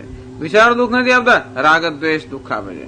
વિચારો દુઃખ નહીં પણ અનેક અપરાધની લાગણી, અનેક પ્રકારના ડંખ, આ બધું દુઃખ આપતું હોય છે. વિચાર આપણું મન કરતા બહુ સારું છે. મન વિચાર કરતો બંધ થઈ તો આપણે તો પથ્થર જ બની જાય. ભાઈ આપણે કરવાના શું? એ જીવન રહ્યું જ નહીં ને. એટલે મનના વિચારો બધા જતા રહે, મન નિર્વિચાર થઈ જાય, એવી કે આપણને જરૂર નથી. એવી મોક્ષની શું જરૂર છે? મન તો પછી ઊંઘી જાવ તો નિર્વિચાર થઈ ગયો. અને એમ ના થતું તો જરા વેલિયમ 2 લઈ લીધો તો નિર્વિચાર થઈ જાય. વેલિયમ 5 લઈ લો ને પતી ગયો. નિર્વિચાર મનને કરવું એ તો અનેક રીતે થઈ શકે. એને પણ અનેક પ્રકારના માદક દ્રવ્યોનું બધું મળતું હોય છે. નિર્વિચાર કરે કે નવા જાત જાતના વિચારો કરે. હવે કૃત્રિમ પરિસ્થિતિ ઉત્પન્ન કરવાની કઈ આવશ્યકતા નથી. આપણે વિચાર સામે કશો વાંધો જ નથી, કશા સામે કોઈ વિરોધ જ નથી. વેદાંત કોઈ વસ્તુ સામે વિરોધ નથી, જગત સામે વિરોધ નથી, આ દેહ સાથે વિરોધ નથી. નહીં તો કશું શકે જ નહીં. જો વિરોધ કરે તો જતું રહે આપણી પાસેથી. જેનો વિરોધ કરીશું એનાથી આપણે વંચિત રહેવાના જ છે. કશાનો વિરોધ વેદાંતિન કરતો જ નથી. એક જ વિરોધ હોય તો આ અજ્ઞાનનો. જે દુઃખ આપનારી વસ્તુ છે એ અજ્ઞાન. એમાંથી જન્મેલો અહંકાર, એમાંથી જન્મેલો મમકાર, એમાંથી જન્મેલા રાગ દ્વેષ અભિનિવેશ. અને જેટલે અંશે એ દૂર થાય એટલે અંશે આપણું મન સ્વાભાવિક રીતે શાંત થાય, પ્રયત્ન વગર. નૈષ્ઠિકીમ શાંતિ અર્થાત સ્વાભાવિક પ્રયત્ન રહિત નિર્નૈમિત્તિક શાંતિ. ત્યારે શાંતિ તો મળે છે ક્યારે મળે? આપણું ધારું થાય ત્યારે કંઈક સરસ કામ પરિણામ કંઈક સરસ થયું અને મન આપણું શાંત થાય. પણ જે શાંતિ અત્યારે પ્રાપ્ત થાય કેવી છે? એની નિષ્ઠા નથી હોતી. એ સ્થાયી અસ્થાયી શાંતિ હોય છે. કારણ કે કોઈક નિમિત્તમાંથી જન્મી હોય છે અને જેવું એ નિમિત્ત જતું રહે વળી પાછું મન અશાંત થઈ જાય. આ યોગીની શાંતિ કેવી છે? કોઈ કારણ વગરની શાંતિ, એટલે કે સ્વાભાવિક. નૈષ્ઠિકીમ એટલે નિષ્ઠાયામ ભવામ શાંતિ. જે નિષ્ઠ એટલે હંમેશા નિષ્ઠ ચિરસ્થાયી રહે છે, જે સ્વાભાવિક છે, પ્રયત્ન રહિતની શાંતિ છે. એનો અર્થ એ તો કે શાંત થવા આપણે સ્વામીજી હંમેશા કે જો શાંત થવા માટે કોઈ પ્રયત્નની આવશ્યકતા નથી, અશાંત થવા માટે જ પ્રયત્ન જોઈએ. સુખી થવા માટે કોઈ પ્રયત્નની જરૂર નથી, દુઃખી થવા માટે પ્રયત્નની જરૂર છે. આમ પ્રયત્ન કરીને આપણે અશાંત થઈએ છીએ, પ્રયત્ન કરીને દુઃખી થતા હોઈએ છીએ. એવો પ્રયત્ન કરવો એવો મને સ્વભાવ જ પડી ગયો છે. ઘણી વાર મને સ્વભાવ માથા જેમ કૂટીએ આપણે દિવાલ સાથે જાણી જોઈને અહીંયા ઘા ઉભો કરીએ તો મનને સ્વભાવ થયો જાણી જોઈને અશાંતિ ઉભી કરવી, એમાં એનો વાંક નથી. આવું અજ્ઞાનને કારણે આવું થઈ જ ગયું છે.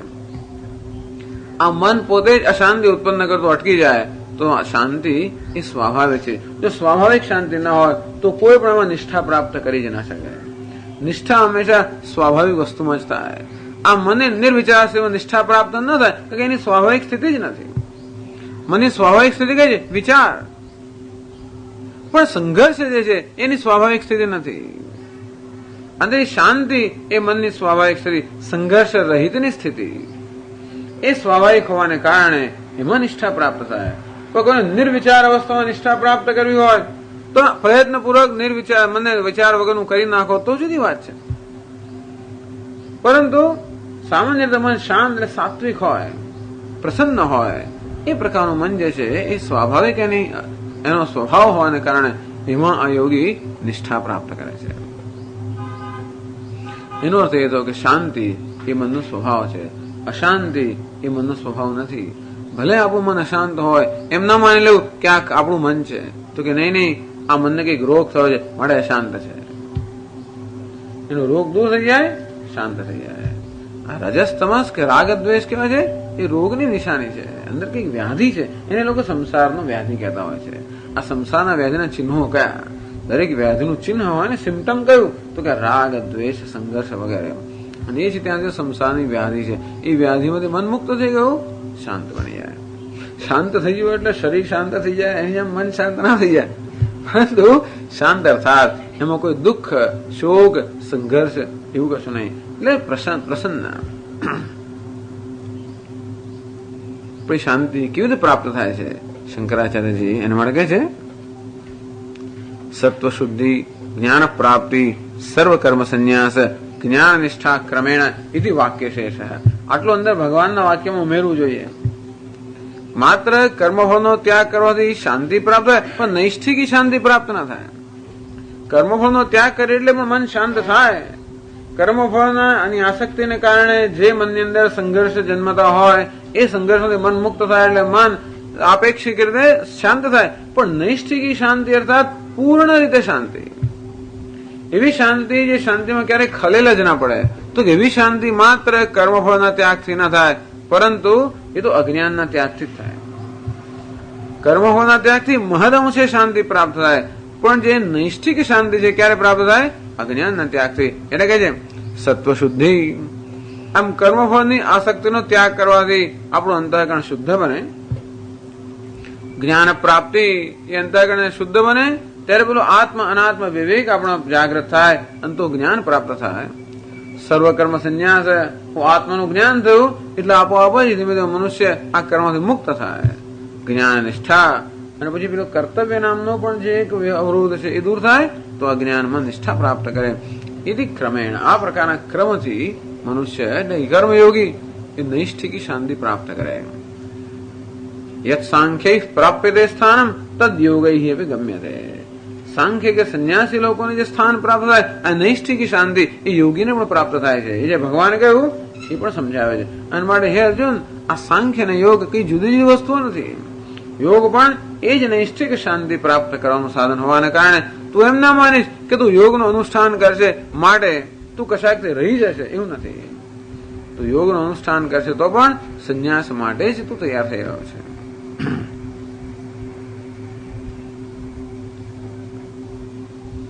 હવે આગળ સમજાવે છે બીજી પંક્તિ.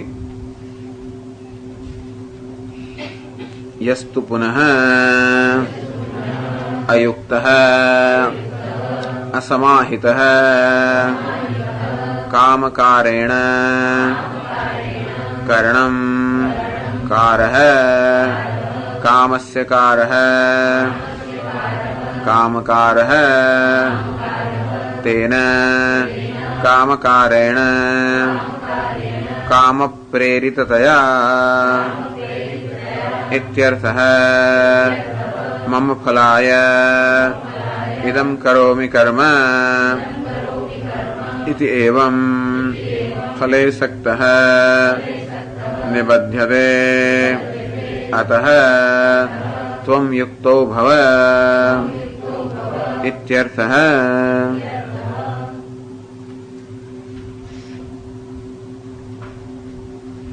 યસ્તુ હવે આનો વિરોધ બતાવે છે કે આ તો યુક્ત એટલે કે વિવેકી પુરુષ છે, પણ જે પેલો અવિવેકી છે એની વાત કરે છે. યસ્તુ પુનઃ પરંતુ છે અયુક્ત. અયુક્ત એટલે જેના ચિત્તમાં સમાધાન નથી. પેલા ચિત્તમાં સમાધાન થઈ ગયું, કેવું કે ભાઈ કર્મફળમાં આસક્તિ મને નહીં જોઈએ. જેના ચિત્તમાં સમાધાન થયું નથી, અર્થાત જેનામાં વિવેક જાગૃત ન થયો હોય એ મનુષ્ય હંમેશા વિવેકથી ન પ્રેરાતો હોય તો હંમેશા પોતાની કામનાથી પ્રેરાવાનો છે. આપણે પોતે નિશ્ચય કરવાનો છે કે હું કામનાથી પ્રેરાઈને મારું જીવન જીવવાનું છું કે વિવેકથી પ્રેરાઈને. તો મુમુક્ષુ જે છે વિવેકથી પ્રેરાઈને જીવન જીવતો હોય અને આ જે સંસારી છે એ કામનાથી પ્રેરાઈને જીવન જીવતો હોય. બસ આટલો જ તફાવત છે.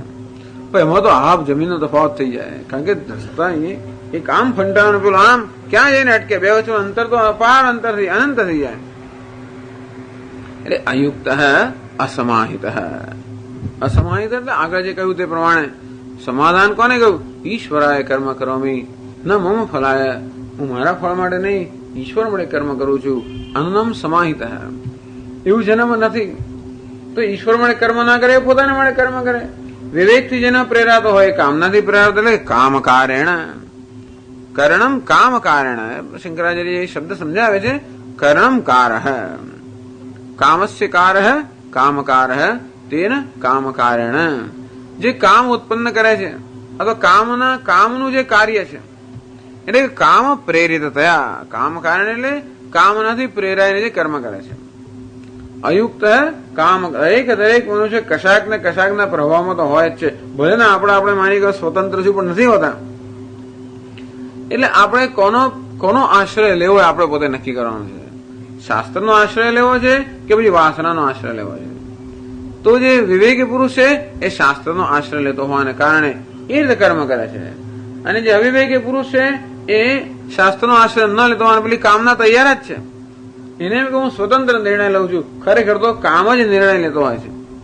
ત્રીજા અધ્યાયમાં સમજાવ્યું ઇન્દ્રિયાણી મનોબુદ્ધિ અસ્યાધિષ્ઠાન મુચ્યતે એતૈર્વિમોહયત્યેષ જ્ઞાનમાવૃત્ય દેહિનમ. ઇન્દ્રિયમાં, મનમાં, બુદ્ધિમાં આ કામના રહેલી જ છે. ત્યાં રહીને આ મનુષ્યને મોહિત કરીને એની પાસે બધું કર્મ કરાવતી હોય છે. અને તેથી આપણે ઈશ્વરનો જો આશ્રય નહીં ગ્રહણ કરીએ તો પેલો અસુર જે છે એ આપણે તૈયાર જ છે. તેથી એનો આશ્રય આપણે લઈશું. એટલે કે છે કામ કારેણ. આ મનુષ્ય પોતાની કામનાઓથી કે વાસનાઓથી પ્રેરણે કર્મ કરતો હોય છે. એટલે એનો અર્થ શું થાય? મમ ફલાય ઇદમ કરોમિ કર્મ. અર્થાત એનો કેવો સંકલ્પ હોય છે? હું મારા ફળ માટે મને કંઈક પ્રાપ્ત થાય એ માટે ફળ કર્મ કરું છું. પેલો યોગી જે છે ઈશ્વરાય કર્મ કરોમિ. ઈશ્વર માટે હું કર્મ કરું છું. આ અયુક્ત છે, અવિવેકી છે, શું કે છે? હું મારે માટે કર્મ કરું છું. આટલો તફાવત અર્જુન અને દુર્યોધન વચ્ચે. અર્જુન કે જો આ બધા મારે માટે આવેલા છે, પ્રાણનો ત્યાગ કરીને એમને છોડીને મારાથી કેમ આવું રાજ્ય કેમ ભોગવી શકાય? દુર્યોધન કે હવે આ તો બધા મારા માટે પ્રાણનો ત્યાગ કરીને આવ્યા છે અને જેથી એ લોકો મરી જશે પછી હું ભોગવીશ. એટલે એ લોકોની બંનેની દ્રષ્ટિ પણ કેવી છે? પેલા માણસ માટે આ સૈન્ય છે, દુર્યોધન માટે એ શું પોતાના હિતનું સાધન છે, અને અર્જુન માટે આ યુદ્ધ શું છે તો કે અન્યના હિતનું સાધન છે. જે લોકોને માટે મારે યુદ્ધ કરવાનું છે એ જ એમનો પ્રાણનો ત્યાગ કરીને જયારે અહીંયા આવી ગયા હોય તો ભગવાનના રાજ્ય ને આ બધું શેના માટે મારે લેવાનું? કિન્નો રાજ્ય ને રાજ્ય દીશું, ભોગ દીશું, સુખ દીશું. કેમ છું તો કે જેને મારે રાજ્ય ભોગ બધું છે એ તો અહીંયા આવીને ઉભેલા છે અને એ તો યુદ્ધમાં મરી જવાનો હોય તો મારે રાજ્ય કોને મળે જોઈએ? દુર્યોધન ખુશ થાય કે કેવા આવેલા છે બધા, એ બધા મારે મળે મરશે અને મને રાજ્ય મળશે. બસ આટલો તફાવત છે કોની વચ્ચે? આ યોગી અને સંસારી વચ્ચે. બે યુદ્ધ તો કરતા જ હોય છે પણ એકનું યુદ્ધ યોગ બની જાય અને બીજાનું યુદ્ધ ભોગ બની જાય, કારણ કે બંનેની પાછળની દ્રષ્ટિ જ જુદી છે. મમ ફલાય ઇદમ કરોમિ કર્મ ઇતિ એવમ ફલે સક્તઃ નિબધ્યતે. બસ અને એકવાર કર્મની ફળ સાથે જોડાયા એ કર્મનું ફળ તમને સંસાર સાથે જોડી આપશે. એ કોની સાથે જોડાવવું એ આપણે નક્કી કરવાનું. ઈશ્વર સાથે જોડાઈએ તો સંસારમાંથી ઉગાડે. તેષામહમ સમુદ્ધરતા મૃત્યુ સંસાર સાગરાત. મૃત્યુરૂપી જે સંસાર સાગર છે એમાં તેમનો ઉદ્ધાર કરો. જે લોકો મારી સાથે જોડાયેલા છે, કર્મફળ સાથે જોડાયેલા છે, તો કે પેલા જેમ રમણ મહર્ષિ કહે છે ને, કર્તૃરાજ્ઞા પ્રાપ્યતે ફલમ કર્મ કિમ પરમ કર્મ તજ્જડમ કૃતિ મહોદધૌ પતન કારણમ ફલમ શાશ્વતમ ગતિ નિરોધકમ. આ કર્મફળની આસક્તિ, કર્મફળ નહીં, કર્મફળની આસક્તિ ગતિ નિરોધકમ. આપણે બધી ગતિ અર્થાત જે આપણી ઉન્નતિ છે એનો નિરોધ કરનારો છે. અશાશ્વતમ અને સંસાર સાગરમાં પાડનારું છે. કૃતિ મહોદધૌ પતન કારણમ. આ કૃતિ એટલે કર્મનો મહાસાગર છે, એમાં પતનનું આ કારણ બને છે. કોણ? કર્મફળની આસક્તિ. કર્મફળ નહીં, કર્મફળની આસક્તિ. એટલે કે છે અહીં ફલે સક્તો નિબધ્યતે. અને આ રીતે કર્મફળમાં જે આસક્ત છે નિબધ્યતે, એ બંધાતો હોય છે. અર્થાત એક કર્મફળ એને બીજા કર્મને પ્રેરણા આપે, એ વળી કર્મફળમાં આસક્તિ અર્થાત રાગદ્વેષ બીજી પ્રેરણાઓ, બીજું કર્મ, અને આ પ્રકારે એનું સંસારનું બંધન હંમેશા ચાલુ રહે છે. અતઃ ત્વમ યુક્તો ભવ. મળે હે અર્જુન, તું યોગી બન. એટલે વારંવાર કહે છે. કેમ તને કહ્યું ખબર છે? આગળ કહ્યું તું કે કર્મયોગ વધારે સારો, આ કારણે. આ કર્મયોગ વધારે સારો, આ કારણે. દરેક પ્રસંગ આવે એટલે અર્જુનને બતાવે. જો આને કારણે મેં તને કહેલું કે કર્મયોગ કર્મ સંન્યાસ કરતા ચડિયાતો છે. આ બીજું કારણ છે કે વળી પાછો કર્મયોગ કર્મ સંન્યાસ કરતા ચડિયાતો છે. અર્જુનને બતાવવું તો પડે જ ને, નહીં તો તમે સંન્યાસની પ્રશંસા કરો તો પછી એને કર્મયોગ માટેની પ્રેરણા મળે જ કેવી રીતે? એટલે આ શ્લોકોમાં એ પણ ભગવાન કહે છે.